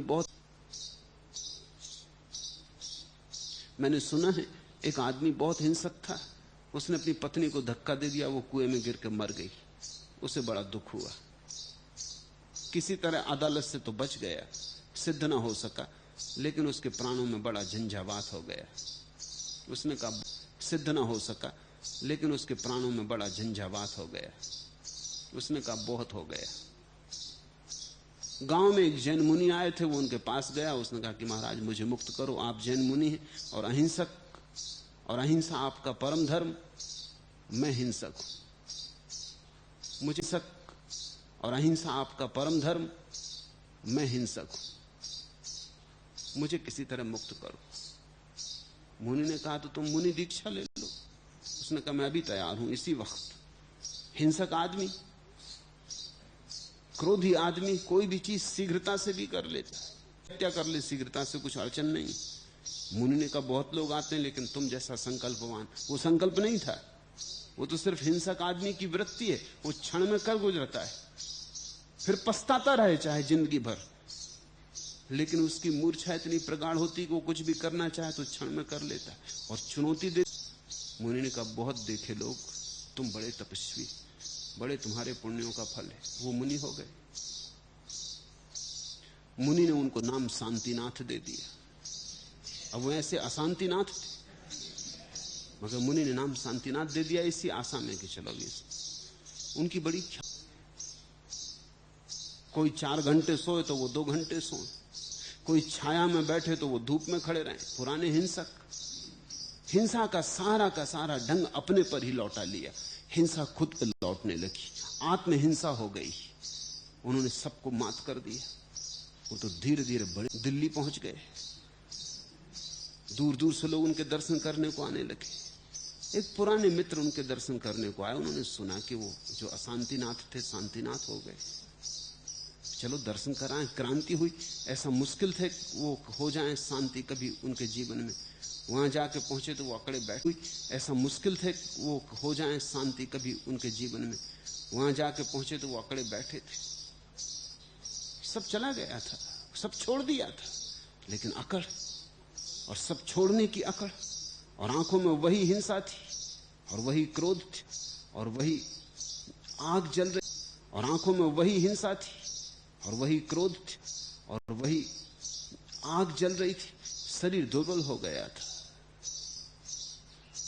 शरीर सूख गया था, खूब तपस्या की थी, लेकिन भीतर की आग शुद्ध, भीतर की आग शुद्ध होकर जल रही थी। देख तो लिया मित्र को, पहचान भी गए, लेकिन अब इतने महा तपस्वी एक साधारण आदमी को कैसे पहचाने। मित्र भी देख लिया, पहचान भी गया कि उन्होंने भी पहचान लिया है, लेकिन वो पहचान नहीं रहे, इधर उधर देखते नहीं उसकी तरफ। शांतिनाथ अखबार नहीं पढ़ते, रेडियो नहीं सुनते, टेलीविजन नहीं देखते, सारी दुनिया जानती कहां से आ रहे हो। महाराज गांव का गंवार हूं, कुछ ज्यादा जानता करता नहीं, पढ़ा लिखा भी ज्यादा नहीं। फिर थोड़ी देर ऐसी और बात चलती रही, उस आदमी ने फिर पूछा कि शांतिनाथ समझ में नहीं आया, बहरे हो? वो आदमी बोला कि नहीं महाराज, जरा बुद्धि मेरी कमजोर है। मगर शांतिनाथ का असली रूप प्रकट होने लगा। वो फिर थोड़ी देर बैठा रहा, उसने फिर पूछा कि महाराज नाम भूल गया? तो वो जो उन्होंने पिच्छी रख शांतिनाथ, उसने कहा महाराज बिल्कुल समझ गए, अब बिल्कुल कभी नहीं भूलेगा। इतना ही हम जानना चाहते थे, कुछ फर्क हुआ कि नहीं हुआ? आप बिल्कुल वही है।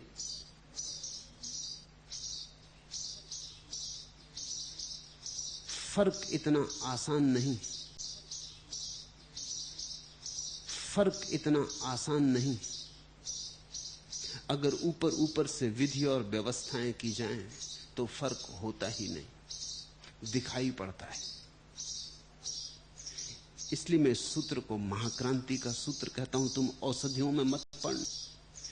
इसलिए मैं सूत्र को महाक्रांति का सूत्र कहता हूं, तुम औषधियों में मत पड़ना। जागो, जागने के उपाय करने की जरूरत नहीं, जागने के उपाय करना सोने की तरकीबें खोजना है। जागना है तो अभी और यहीं, सोने की तरकीबें खोजना है। जागना है तो अभी और यहीं, या तो अभी या कभी नहीं। कल पे मत छोड़ो। विधि का तो मतलब यह होता है कल पे छोड़ दिया, स्थगित कर दिया, सुन ली बात ठीक है अब साधेंगे, जन्म जन्म मतलब यह होता है कल पे छोड़ दिया, स्थगित कर दिया, सुन ली बात ठीक है अब साधेंगे, जन्म जन्म लगते हैं तब कहीं मिलता है। ये तो तरकीब है। जनक का वचन है, अहो दुख का मूल द्वैत है, उसकी औषधि कोई नहीं, क्योंकि मूल द्वैत है, उसकी औषधि कोई नहीं। क्योंकि मूलतः तुम दो नहीं हुए हो, इसलिए औषधि की कोई जरूरत नहीं है। टूटे नहीं, इसलिए जोड़ने की कोई आवश्यकता नहीं है। तुम जुड़े ही हो, सिर्फ देखो, जागो पहचानो, अलग हो कैसे सकते हो, जुड़े ही हो। सिर्फ देखो, जागो पहचानो, अलग हो कैसे सकते हो जीवन से, अस्तित्व से भिन्न हो कैसे सकते हो। श्वास श्वास जुड़ी। तुम कभी देखते नहीं जीवन का जोड़ कैसा रसपूर्ण, रस बहरा सब के भीतर एक दूसरे में बदलता है। श्वास अभी मेरे भीतर है, क्षण भर बाद तुम्हारे भीतर हो जाती, फिर भी तुम नहीं देखते। क्षण भर पहले मैं कहता था मेरी श्वास, क्षण भर बाद तुम्हारी हो गई। तो हम और तुम बहुत अलग नहीं हो सकते। क्षण भर पहले जो तुम्हारी सांस थी अब मेरी हो गई, तो हम और तुम बहुत अलग नहीं हो सकते। ये श्वास का धागा जोड़े हुए, तो मर जाऊंगा। मैं कहूं कि ना हम दूसरों के जूते पहनते, ना दूसरों के कपड़े, दूसरों की सांस कैसे ले सकते। तो ये सारी हवा दूसरों की सांस है। ये हजारों नासापुटों में जा रही आ रही। और ध्यान रखना, आदमियों को नहीं है इसमें सम्मिलन, पशु पक्षी गधे घोड़े सब, उसमें हम सब जुड़े। अभी नाशपाती का फल लगा या आम लगा या सेव लगा, वृक्ष पर लगा, इससे तुम खा जाओ। जो रसधार नाशपाती में बहती थी 24 घंटे भर बाद तुम्हारा खून हो जाएगी, तुम्हारी हड्डी बनने लगेगी, तुम्हारी मज्जा हो जाए, फिर तुम खाद बन जाओगे, फिर कोई वृक्ष तुम में से रस ले लेगा, फिर फल बन जाएगा। तुम जब वृक्ष से नाशपाती को तोड़ के ला रहे हो तो ऐसा मत सोचना सिर्फ नाशपाती है, तुम्हारे बाप दादे उसमें हो सकते, क्योंकि सभी दादे उसमें हो सकते,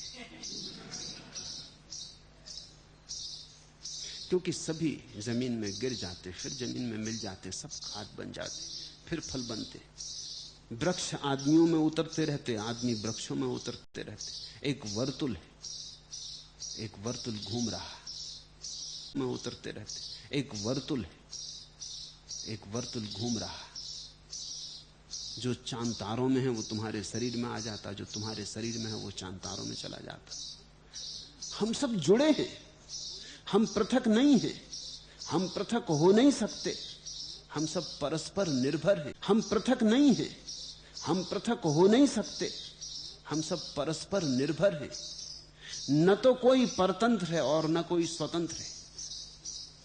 हमारे जीवन की स्थिति को ठीक नाम अगर देना हो तो वो है परस्पर तंत्रता, इंटरडिपेंडेंस।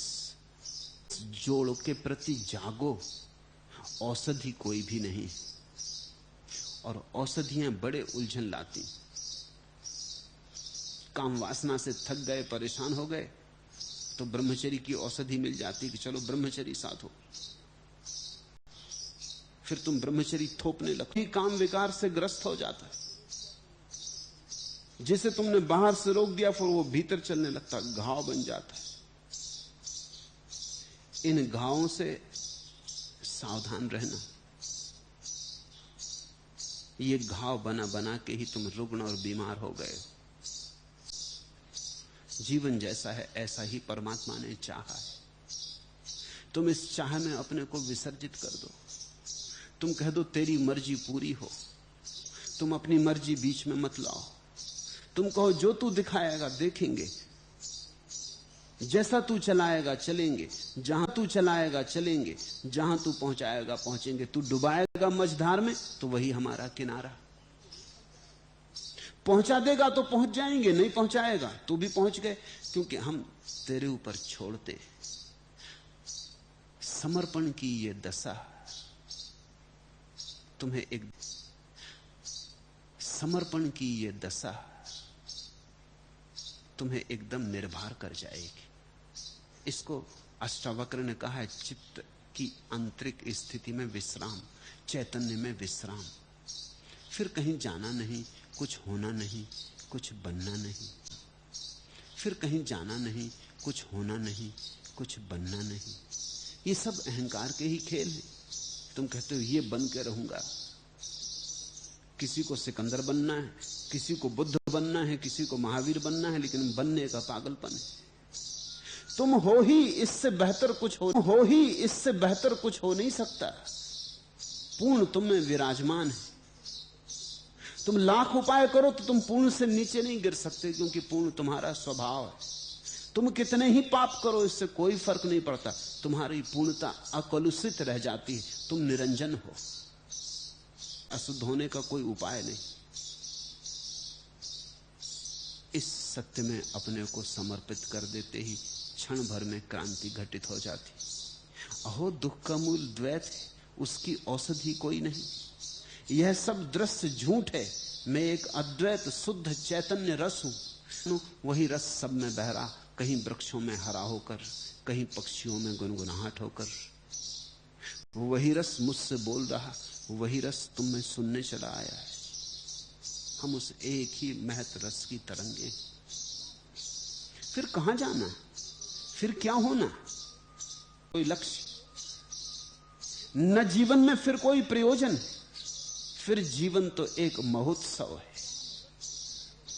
ये प्रतिपल चल रहा नृत्य, इसमें सम्मिलित हो जाओ, इससे झगड़ो मत, इसमें व्यर्थ तनाव मत खड़े करो।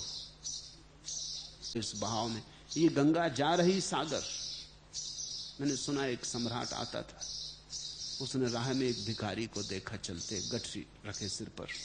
दया आ गई, कह दिया भिखारी को कि तू भी आके बैठ जा रथ में, कहां जाना है उतार देंगे। भिखारी पहले तो बहुत सकुचाया, रथ स्वर्ण रथ, लेकिन इंकार करने भी कठिन था, सम्राटों की बात इंकार नहीं की जाती। चढ़ गया रथ पर, सिकुड़ के बैठ गया, लेकिन पोटली सिर पर रखे था सो रखे ही रहा। सम्राट ने कहा, अरे पागल, पोटली तो नीचे रख दे। उसने कहा कि नहीं मालक, मुझको बिठाया यही क्या कम, अब और पोट रथ पे रखूं? नहीं नहीं, अब तुम जब खुद ही चढ़ बैठे हो रथ पे, तो पोटली तुम सिर पे रखो कि नीचे रखो, क्या फर्क पड़ता है? वजन तो रथ पर ही है। ये जो विराट का रथ चल रहा है, इसमें तुम नाहक ही पोटली सिर पर रखे बैठे हो। तुम कहते हो कि नहीं महाराज, इसमें तुम नाहक ही पोटली सिर पर रखे बैठे हो। तुम कहते हो कि नहीं महाराज,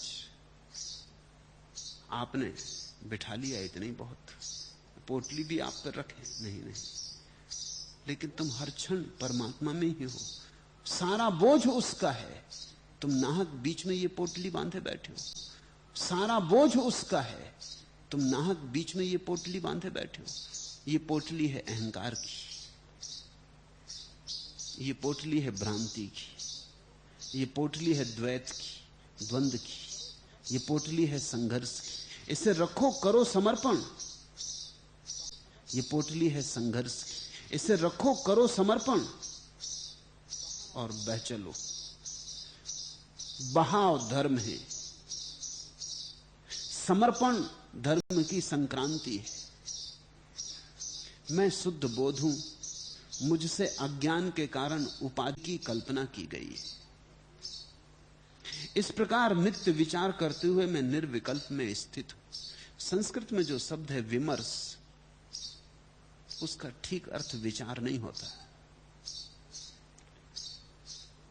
अहम बोध मात्रा, मैं केवल बोध, होश मेरा स्वभाव है। से सब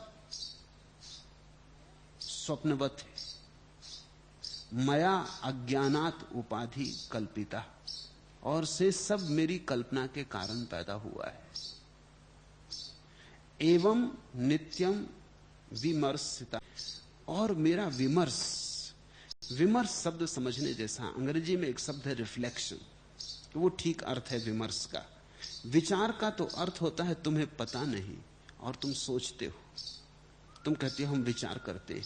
विमर्श का अर्थ होता है जैसे दर्पण में प्रतिबिंब बनता है। दर्पण सामने आए तो सोचता थोड़ी कि देखें कौन है, आदमी है कि औरत, सुंदर है क्या सुंदर, फिर वैसा ही रूप बता दे ना। दर्शन दर्पण में सिर्फ प्रकट होता, तुम्हारी छवि बन जाती। रिफ्लेक्शन, विमर्श। जनक कहते हैं करते हुए इस प्रकार नित्य क्षण क्षण इस शाश्वत एकता को देखते हुए, ये हृदय के प्रतिबिंब में, हृदय के दर्पण में बनते प्रतिबिंब को निहारते हुए मैं निर्विकल्प चित्त दशा में स्थित हूं। शुद्ध बोध सब मेरी कल्पना से हुआ, जो हुआ सब मेरी कल्पना का खेल है। कल्पना मनुष्य की शक्ति है, पूरब के शास्त्र कहते हैं कि कल्पना परमात्मा की शक्ति है।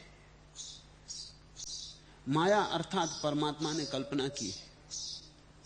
परमात्मा की कल्पना का परिणाम है ये विराट विश्व, और आदमी जो कल्पना करता है उसका परिणाम है हम सबकी छोटी छोटी दुनियाएं। हर आदमी अपनी अपनी दुनिया में रहता है, अपनी अपनी दुनिया में बंद। हम सब एक ही दुनिया में रहते हैं। जितने आदमी हैं यहां उतनी दुनियाएं एक साथ। इसलिए तो दो आदमी मिलते हैं तो टकराहट होती, दो दुनियाएं टक्कर खाती, कठिन हो जाता है। अकेले अकेले सब ठीक चलता है, दूसरे के साथ जुड़े की अड़चन हुई, क्योंकि दो दुनियाएं, दो ढंग, दो विचार एक दूसरे के साथ संघर्ष करने लगती। हमारी कल्पना ही हमारी दुनिया बन जाती। कल्पना की शक्ति बड़ी है। कल्पना का अर्थ है जो हम सोचते हैं वैसा होने लगता है। जो हम सोचते हैं उसके परिणाम बनने लगते हैं, उसके चित्र ठीक कल्पना वैसी है जैसे स्वप्न की शक्ति है। रात कुछ भी तो नहीं होता, पर्दा भी नहीं होता। रात सपने में तुम ही अभिनेता होते हो, तुम ही दिग्दर्शक होते हो, तुम ही कथाकार, तुम ही मंच, तुम ही दर्शक, तुम ही मंच, तुम ही दर्शक, सभी कुछ तुम ही होते हो। फिर भी एक पूरा खेल बन जाता। थोड़ा सोचो, मैं एक महिला को देखने गया था, वो 9 महीने से बेहोश है, कोमा में, और डॉक्टर कहते हैं वो कोई 3-4 साल भी रह सकती इस अवस्था में। उसका बेटा भी वहां मौजूद था। वो मुझसे पूछने लगा कि एक बात मुझे आपसे पूछनी, मैं सबसे पूछता हूं कोई उत्तर नहीं देता। अगर आपसे पूछनी, मैं सबसे पूछता हूं कोई उत्तर नहीं देता। अगर मेरी मां सपना देख रही हो तो 9 महीने तक उसको पता ही नहीं चला होगा कि सपना है। बात तो उसने बड़ी गहरी पूछी। ये महिला 9 महीने से बेहोश है। वो बेटा पूछता है कि अगर ये सपना देख रही होगी तो हम तो रोज सुबह उठाते हैं तो पता चल जाता है सच। 9 महीने में इसको एक क्षण भी ख्याल नहीं आया होगा कि ये सपना है। बात तो ठीक है। सच तो यह है कि जब हम आंख खोल लेते हैं तब भी सपना बंद नहीं होता, सपना तो भीतर चलता ही जाता है। इसलिए कभी भी तुम आंख बंद करो, भीतर थोड़ा खोजो, तुम पाओगे जहां है वहीं, सिर्फ दिन की रोशनी में ढक जाते। रात सूरज विदा हो जाता है, फिर तारे प्रकट होने लगते। तारे तो वहीं के वहीं हैं, सिर्फ सूरज की रोशनी में ढक जाते हैं, रोशनी खो जाती है, फिर प्रकट हो जाते। ऐसा ही तुम्हारे सपने की धारा तो चल ही रही है। जब तुम आंख खोलते हो, आंख बंद कर लो, थोड़ी देर में तुम पाओगे सपना चल रहा है, इलेक्शन लड़ रहे, जीत भी गए, प्रधानमंत्री हो गए। और इतना ही नहीं, प्रधानमंत्री होकर जिन जिन को तुम्हें मारना उनका सफाया भी कर दिया, जिन जिन को जेल भेजना उनको जेल भी भेज दिया, और जिन जिन को तुम्हें मंत्री बनाना उनको मंत्री भी बना लिया, और जिन जिन को तुम्हें मंत्री बनाना उनको मंत्री भी बना लिया। तभी पत्नी आ गई चाय लेके कि चाय तैयार, चौंक के तुम बैठ गए, अपनी चाय पीने लगे। तब तुमको समझ में आया कि अरे कहां खो गए थे। जागे जागे भी सपने की धारा भीतर बह रही। तुमने चाय लेके कि चाय तैयार, चौंक के तुम बैठ गए, अपनी चाय पीने लगे। तब तुमको समझ में आया कि अरे कहां खो गए थे। जागे जागे भी सपने की धारा भीतर बह रही। तुमने शेख चिल्ली की कहानियां पढ़ी, वो सब तुम्हारी कहानियां हैं, वो आदमी की कहानियां। जागे जागे भी सपने की धारा भीतर बह रही। तुमने शेख चिल्ली की कहानियां पढ़ी, वो सब तुम्हारी कहानियां हैं, वो आदमी की कहानियां।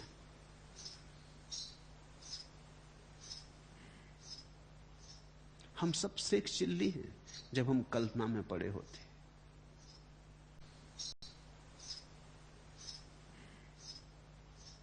हम सब शेख चिल्ली हैं जब हम कल्पना में पड़े होते। जब तक कल्पना पूरी समाप्त ना हो जाए तब तक शेख चिल्लीपन समाप्त नहीं होता।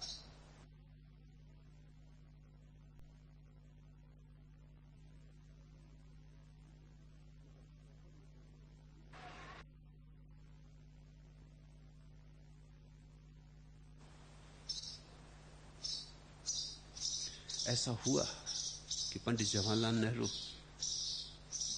एक पागलखाने देखने उस गांव में गए थे, तो पागलखाने देखने गए। अब ऐसा अक्सर होता है, जब चर्चिल ताकत में था तो इंग्लैंड के पागलखानों में कम से कम 4-5 आदमी बंद थे जो अपने को चर्चिल मानते थे। ऐसा नेहरू के साथ भी था। जब नेहरू यहां जिंदा थे तो हिंदुस्तान के पागलखानों में कोई 10-12 आदमी थे जो अपने हिंदुस्तान के पागलखानों में कोई 10-12 आदमी थे जो अपने को पंडित नेहरू मानते थे। उस पागलखाने में भी एक आदमी था जो बिल्कुल ठीक हो गया था, उसी दिन विदा हो रहा था। तो पागलखाने के अधिकारियों ने कहा कि पंडित नेहरू आते, उन्हीं के हाथ से इसको छुटकारा दिला देंगे। वो आदमी लाया गया, पंडित नेहरू ने पूछा, वो आदमी आया, पंडित नेहरू ने उसे फूल भेंट किए और कहा कि स्वागत कि तुम ठीक हो गए। उस आदमी ने देखा पंडित नेहरू की तरफ, पूछा आपका नाम? मेरा नाम पंडित जवाहरलाल नेहरू। उनका घबराओ मत, अगर 3 साल रह गए यहां तुम भी ठीक हो जाओगे। उनकी कृपा ठीक कर दिए। वो आदमी पंडित जवाहरलाल नेहरू अपने को समझता था। तुम हंसते हो, लेकिन तुमने जो अपने को समझा है वो इससे बहुत भिन्न नहीं। वो जरा हिम्मतवर रहा होगा तो उसने अपने को पंडित जवाहरलाल, मगर हर आदमी कुछ अपने को समझ रहा है, कल्पना को पोषित कर रहा है। ये कल्पना का जाल गिर जाए तो धर्म का आविर्भाव होता है।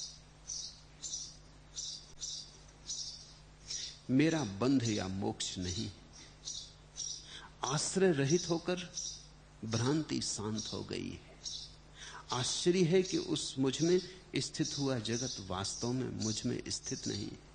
न में बंधो अस्ति मोक्षो व अस्ति मोक्षो व भ्रांति शांता निराश्रया अहो मयि स्थितम विश्वम वस्तुतो न मयि स्थितम।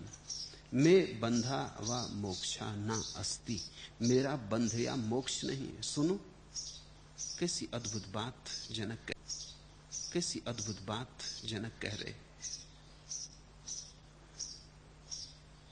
न मेरा बंधन है न मेरा मोक्ष है। तुमने ये तो सुना कि बंधन है संसार, छोड़ो बंधन, बंधन से मोक्ष की खोज करो। लेकिन सुनी तुमने जनक क्या कह रहे? वो कह रहे न मेरा बंधन, दशा का नाम ही मोक्ष है, जहां तुम्हें पता चलता है न बंधन न मोक्ष। बंधन भी कल्पित थे तो मोक्ष भी कल्पित थे। कथा है जीसस के जीवन में कि वो एक गांव में आए और उन्होंने एक वृक्ष के नीचे कुछ लोगों को बड़े उदास देखा, बड़े परेशान देखा, बड़े दीन दुर्बल। हम लोग बहुत घबरा गए, हमने बड़े पाप किए और हम नरक से डर रहे हैं, हम थर थर कांप रहे हैं। अब मुसलमानों का नरक खतरनाक तो होने ही वाला है। अगर नरक जाओ तो हिंदुओं का चुनना, वहां तो भारतीयों का चुन लेना, जर्मन या इस तरह के लोगों का नरक मत चुन लेना, क्योंकि वहां बड़ी चुस्ती,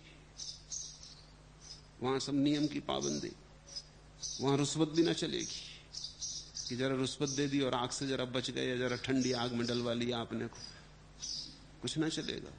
अब मुसलमानों का नरक से सताएंगे, छोड़ेंगे नहीं, वो तो बड़े धार्मिक रूप से सताएंगे। तो उन्होंने कहा हम बड़े घबरा गए हैं, पाप बहुत किए, हम घबरा रहे हैं, हम कप रहे हैं, और मरने का दिन करीब आ रहा है, दोजख में पड़ेंगे, नरक में सड़ेंगे सड़ेंगे, तो हमें चैन नहीं। जीसस और आगे बढ़े, एक वृक्ष के नीचे उन्होंने और लोगों को बैठे देखा, वो बड़े आशा से भरे बैठे थे, लेकिन आशा में भी भय था, और उन्होंने बड़ी तपस्या की थी, उपवास किए थे, धूप में शरीर को गलाया सताया था, रूख सूखे हड्डियां हो गए थे। उन्होंने पूछा तुम्हें क्या हुआ, तुम पे कौन सी विपदा पड़ी? उन्होंने कहा हम स्वर्ग की तैयारी कर रहे हैं, नरक का भय है तो हम स्वर्ग की तैयारी कर रहे हैं, हम पुण्य अर्जन कर रहे हैं, मगर फिर भी डर लगता है कहीं चूक तो ना जाएंगे। सब दांव पे लगा दिया, जीवन दांव पे लगा दिया, लेकिन स्वर्ग लेके रहेंगे, बहिष्ठ में पहुंच के रहेंगे। मगर उसी चिंता में हम परेशान भी हैं, तनाव भी मन में बना है। जीसस और आगे तनाव भी मन में बना है। जीसस और आगे बढ़े। उन्होंने एक तीसरे वृक्ष के नीचे कुछ लोगों को बैठे देखा जो बड़े मस्त थे। उनकी हालत बिल्कुल अलग थी। न तो नरक से घबराए थे जैसे लोग, वैसे भी न थे स्वर्ग के लिए लोभ से भरे लोग, वैसे भी न थे लोभ से भरे लोग, वैसे भी न थे। वो बड़े मस्त थे। वो गीत गुनगुना रहे थे, नाच रहे थे, आनंद मग्न थे। उन्होंने पूछा, तुम्हें क्या हुआ? तुम बड़े खुश हो, तुम पे कोई विपत्ति नहीं आई? उन्होंने कहा कि नहीं, क्योंकि हमने जान लिया ना स्वर्ग है ना नरक है, सब मन का खेल।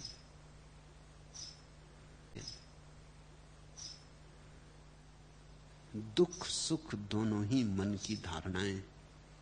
दुख का आत्यंतिक रूप नरक है, सुख का आत्यंतिक रूप स्वर्ग है। सुख दुख दोनों मन में है, स्वर्ग नरक भी दोनों मन में है।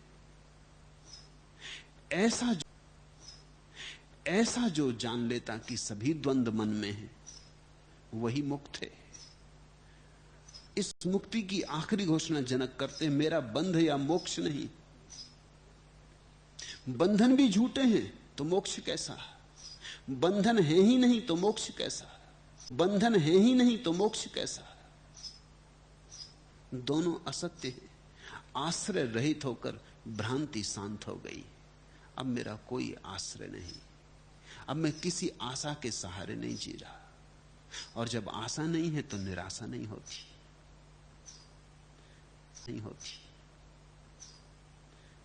आश्रय रहित होकर भ्रांति शांत हो गई। आश्चर्य है कि मुझ में स्थित हुआ जगत वास्तव में मुझ में स्थित नहीं।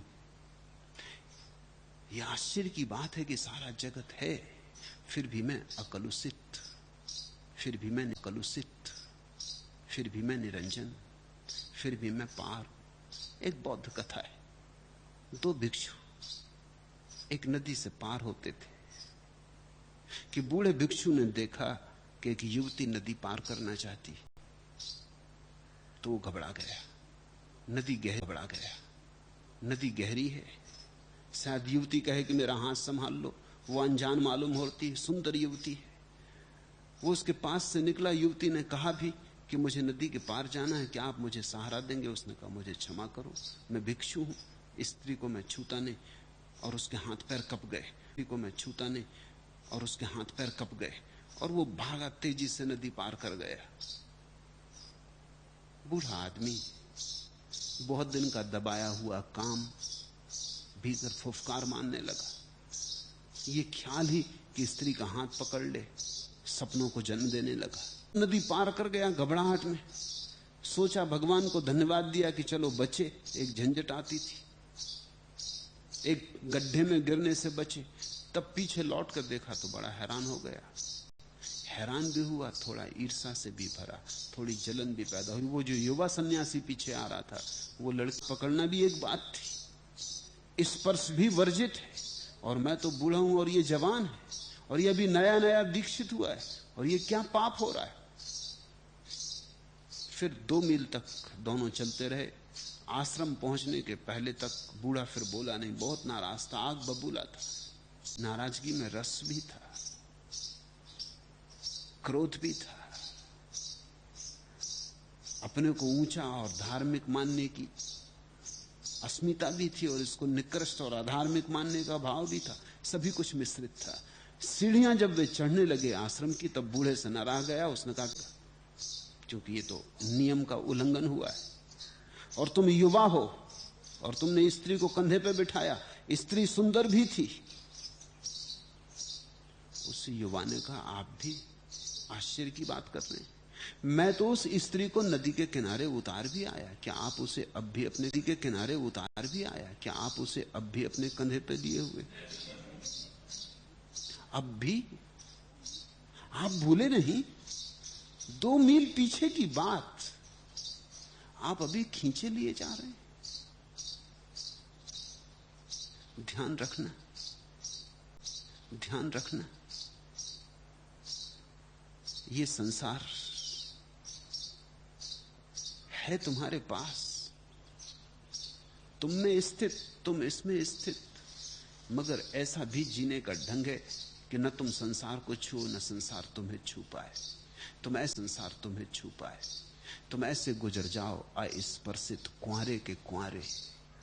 ये कालख तुम्हें लगे ना, ऐसे गुजरने का ढंग है।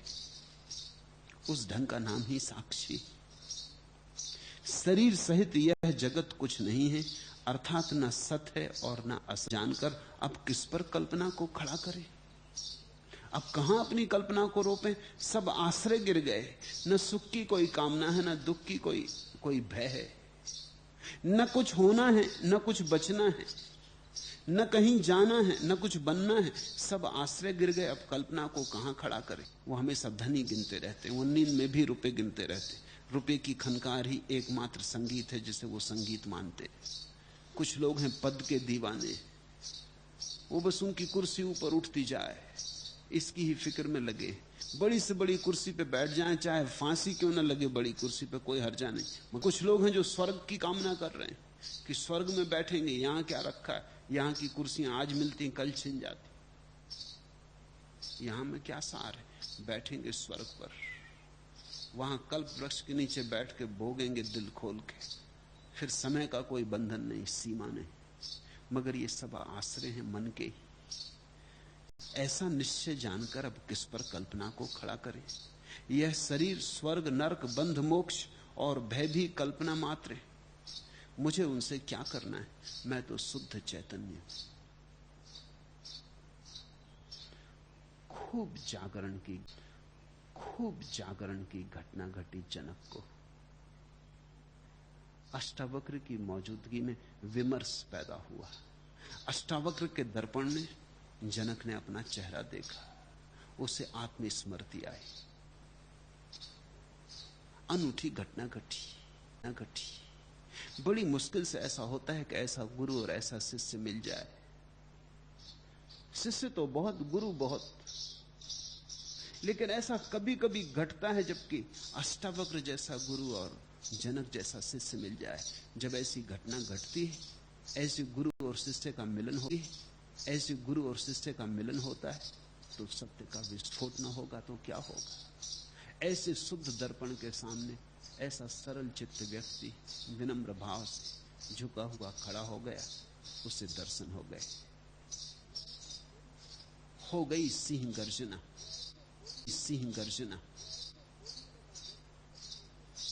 वो ऐसे बोलने लगा जैसे कभी ना बोला था। वो ऐसे बोलने लगा जैसा अष्टावक्र बोलते थे। जैसे खुद तो खो गया और अष्टावक्र का ही गीत उसकी बांसुरी पे बजने लगा। जैसे अष्टावक्र ही उससे बोलने लगे। शिष्य अगर मिटने को राजी हो तो गुरु उसके हृदय के गहरे कोने से बोलने लगता है।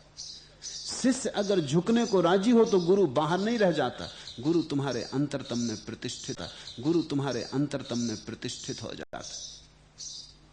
ऐसा ही हुआ। ऐसी ही महत्वपूर्ण घटना घटी। विमर्श करो उस पर, ध्यान करो उस पर। ऐसी घटना तुम्हें भी घट सकती है, कोई कारण नहीं, कुछ कमी नहीं है। और तुम्हारी औषधियों का अंबार तुम्हें स्वस्थ नहीं होने दे रहा है। तुम स्वस्थ हो, ऐसा विमर्श करो। तुम परमात्मा हो, ऐसा विमर्श करो। जो होना था हो ही चुका है। जो पाना माध्यम से तुम दूर निकल गए हो। एक क्षण मात्र में, क्षण के भी अंश मात्र में वापसी हो सकती है।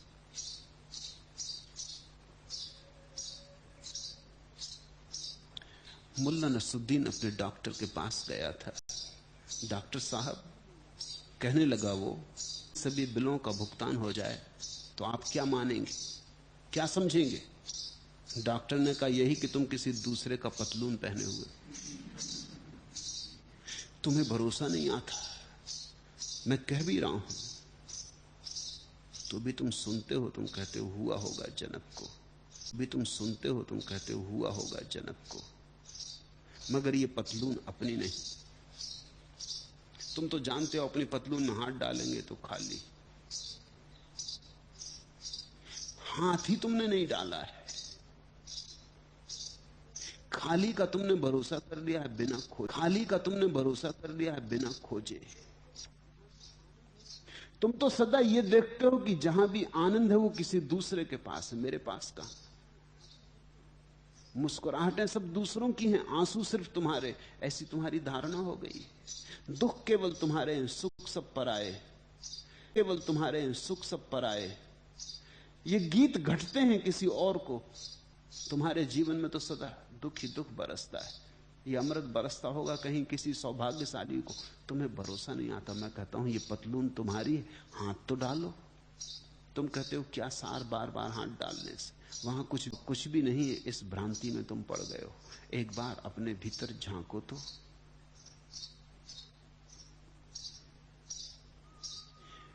मुल्ला नसरुद्दीन के घर एक आदमी आया हुआ था। वो पूछने लगा नसरुद्दीन से, यदि कोई बाहरी व्यक्ति आकर ऐसा जम जाए। आदमी ने मुल्ला नसरुद्दीन से ऐसा पूछा, मैं तो कुछ नहीं कर पाता, किंतु मेरी पत्नी बड़ी चतुर है।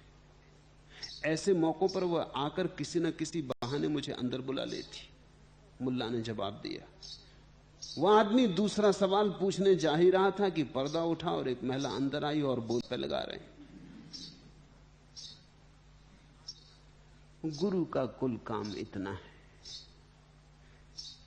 कि जो तुम नहीं कर पा रहे हो वो तुम्हें चौंका दे। वो कह दे आके कि 6 बजे शर्मा जी के घर चलना, और तुम बैठ के गप्पे लगा रहे हो।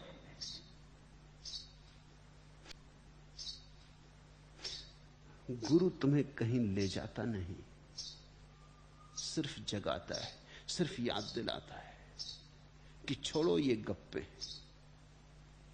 समय और मत गमाओ, ऐसे भी बहुत गमा चुके हो। अष्टावक्र की मौजूद कि छोड़ो ये गप्पे, समय और मत गमाओ, ऐसे भी बहुत गमा चुके हो। अष्टावक्र की मौजूदगी में याद आ गई जनक को कि हो गई गप्पे सब व्यर्थ। ये सब गप्पे हैं कि कोई सम्राट की कोई भिखारी। ये सब अष्टावक्र की मौजूदगी में याद आ गई जनक को कि हो गई गप्पे सब व्यर्थ। ये सब गप्पे हैं कि कोई सम्राट की कोई भिखारी। ये सब गप्पे हैं कि कोई धनिक की कोई अमीर। ये सब गप्पे हैं कि कोई सफल की कोई असफल। ये सब गप्पे हैं, इस सफल की कोई असफल। ये सब गप्पे हैं, ये सब कल्पनाएं। हम एक दूसरे को सहारा दिए और इन कल्पनाओं में हम जीते चले जाते। ये हमारे रचे हुए नाटक है, ये हमारे खेल है। अगर किसी को सफल होना है तो किसी को हो जाता है, सभी असफल हो जाएं तो खेल बंद हो जाता है। तो हमने एक खेल रच लिया, उसमें कोई असफल होता है, कोई सफल होता है, कोई बुद्धिमान, कोई बुद्धू। हमने एक खेल रच लिया है, एक कल्पना का जाल है। हमने एक बस्ती बसा ली। इतना ही तुम्हारे सामने है। थोड़े अपने चेहरे को देखो। तुम्हें पकड़ के नदी के किनारे ले आया हूं, जरा झांको। और सिंह गर्जना किसी भी क्षण हो सकती। ಸ್ನೇಹಿತರೆ, ಇದುವರೆಗೂ ನೀವು ಓಶೋರವರ ಅಷ್ಟಾವಕ್ರ ಮಹಾಗೀತ ಎಂಬ ಪ್ರವಚನ ಮಾಲಿಕೆಯಲ್ಲಿ ದುಃಖದ ಮೂಲವೇ ವಿಭಜಿತ ಭಾವ ಎಂಬ 11ನೆಯ ಪ್ರವಚನವನ್ನು ಕೇಳುತ್ತಿದ್ದೀರಿ. ಈ ಪ್ರವಚನದಲ್ಲಿ ಓಶೋರವರು ಅಷ್ಟಾವಕ್ರ ಮಹಾಗೀತೆಯ 2ನೇ ಅಧ್ಯಾಯದ 15ರಿಂದ 20ರವರೆಗಿನ ಶ್ಲೋಕಗಳ ವ್ಯಾಖ್ಯಾನವನ್ನು ಮಾಡುತ್ತಿದ್ದರು. ತಿಳಿಯಬೇಕಾದುದು ತಿಳಿಯುವವನು ಮತ್ತು ತಿಳಿಯುವ ಜ್ಞಾನ ಎಂಬುದೆಲ್ಲವೂ ಅಜ್ಞಾನದಿಂದ ಉಂಟಾಗಿರುವ ಭ್ರಮೆ. ಇರುವುದೆಲ್ಲವೂ ನಿರಂಜನವಾದ ಆತ್ಮ ಒಂದೇ. ಪರಮಾತ್ಮನನ್ನು ಅರಿಯಲು ಬಯಸುವವನು ಎಲ್ಲ ಸಿದ್ಧಾಂತಗಳನ್ನು ಮೊದಲು ಕಿತ್ತೆಸೆದು ದಿಗಂಬರನಾಗಬೇಕು, ಶೂನ್ಯನಾಗಬೇಕು. ಪರಮಾತ್ಮನನ್ನು ಯಾವ ಉಪಯೋಗದ ಭಾವದಿಂದಲೂ ಬಯಸಬಾರದು. ಧ್ಯಾನವೆಂಬುದು ಮೃತ್ಯು. ಸಾಕ್ಷಾತ್ಕಾರದೊಂದಿಗೆ ಸಂಸಾರದ ಅಂತ್ಯವಾಗುವುದು.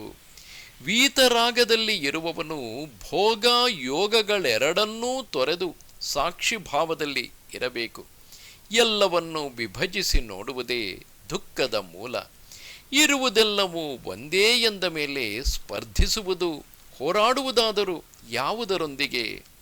ಎಲ್ಲ ಸಮಸ್ಯೆಗಳು ಮಿಥ್ಯೆ, ಅದಕ್ಕೆ ಯಾವ ಪರಿಹಾರವೂ ಇಲ್ಲ. ಆತ್ಮನಿಂದ ಅಥವಾ ಪರಮಾತ್ಮನಿಂದ ಬೇರೆಯಾಗಿರುವೆ ಎಂದು ಭ್ರಮಿಸಿರುವುದೇ ಸಮಸ್ಯೆಗಳ ಮೂಲ. ಎಲ್ಲ ಸಾಧನೆಗಳು ಈ ಭ್ರಮೆಯಿಂದ ಪಾರಾಗುವ ಮಾರ್ಗಗಳೇ. ಸದ್ಗುರುವಿನ ಸತ್ಸಂಗದಲ್ಲಿ ತನ್ನ ನಿಜಸ್ವರೂಪದ ಅರಿವಾದಾಗ ಆವರೆಗಿನ ತಿಳುವಳಿಕೆ ಎಲ್ಲವೂ ಮಿಥ್ಯೆ ಎಂದು ಅರಿವಾಗುವುದು. ಅಜ್ಞಾನದಿಂದಾಗಿ ದೇಹವೆಂಬ ಆವರಣದಲ್ಲಿ ಬಂಧಿಯಾಗಿರುವೆ. ನಿಜಸ್ವರೂಪಕ್ಕೆ ಯಾವ ವಿಕಲ್ಪಗಳೂ ಇಲ್ಲ. ಪ್ರಾಣವೆಂಬ ಸಾಗರದಲ್ಲಿ ಎಲ್ಲ ಜೀವಿಗಳು ಉಸಿರಿನ ಮೂಲಕ ಒಂದೇ ಆಗಿವೆ. ಅವು ಸ್ವತಂತ್ರವೂ ಅಲ್ಲ, ಪರತಂತ್ರವೂ ಅಲ್ಲ. ಇರುವುದೆಲ್ಲವೂ ಪರಸ್ಪರ ತಂತ್ರ. ಆದರೆ ಪ್ರತಿಯೊಬ್ಬನೂ ತನ್ನದೇ ಕಲ್ಪನೆಯ ಪ್ರಪಂಚದಲ್ಲಿ ಬದುಕುತ್ತಾನೆ. ಬಂಧವೂ ಇಲ್ಲ, ಮೋಕ್ಷವೂ ಇಲ್ಲ. ಎಲ್ಲವೂ ಮನಸ್ಸಿನ ಕಲ್ಪನೆಗಳು ಎಂದು ಅರಿತವನೇ ಮುಕ್ತ. ಯಾವ ವಿಶ್ವವನ್ನು ತನ್ನೊಳಗೆ ಭಾವಿಸಿಕೊಂಡಿದ್ದನೋ ಅದಾವುದೂ ಈಗ ಉಳಿದಿರುವುದಿಲ್ಲ. ಶರೀರ, ವಿಶ್ವ, ಸ್ವರ್ಗ, ನರಕ, ಬಂಧ, ಮೋಕ್ಷಗಳು ಕೇವಲ ಕಲ್ಪನೆ. ಶುದ್ಧ ಚಿನ್ಮಾತ್ರ ಚಿದಾತ್ಮನಾದ ಆತ್ಮನಿಗೆ ಇಂತಹ ಕಲ್ಪನೆಗಳಿಂದ ಏನು ಪ್ರಯೋಜನ? ಸ್ನೇಹಿತರೆ, ಓಶೋರವರ ಈ ಪ್ರವಚನವನ್ನು ಪ್ರತಿ ಬಾರಿ ಕೇಳಿದಾಗಲೂ ಒಂದು ವಿಭಿನ್ನ ಅನುಭವವಾಗುವುದು ಸಹಜವಾಗಿ ನಿಮ್ಮೊಳಗೆ ಆಗುತ್ತಿರುವ ಪರಿವರ್ತನೆಯನ್ನು ಪ್ರತಿಬಿಂಬಿಸುತ್ತದೆ. ವಿಭಿನ್ನ ಸಮಯ ಸಂದರ್ಭಗಳಲ್ಲಿ ಇದೇ ಪ್ರವಚನವನ್ನು ಕೇಳುವ ಮೂಲಕ ಆಳವಾದ ಅನುಭವವನ್ನು ಪಡೆದುಕೊಳ್ಳಿ. ಜೈ ಓಶೋ, ಜೈ ಜೈ ಓಶೋ.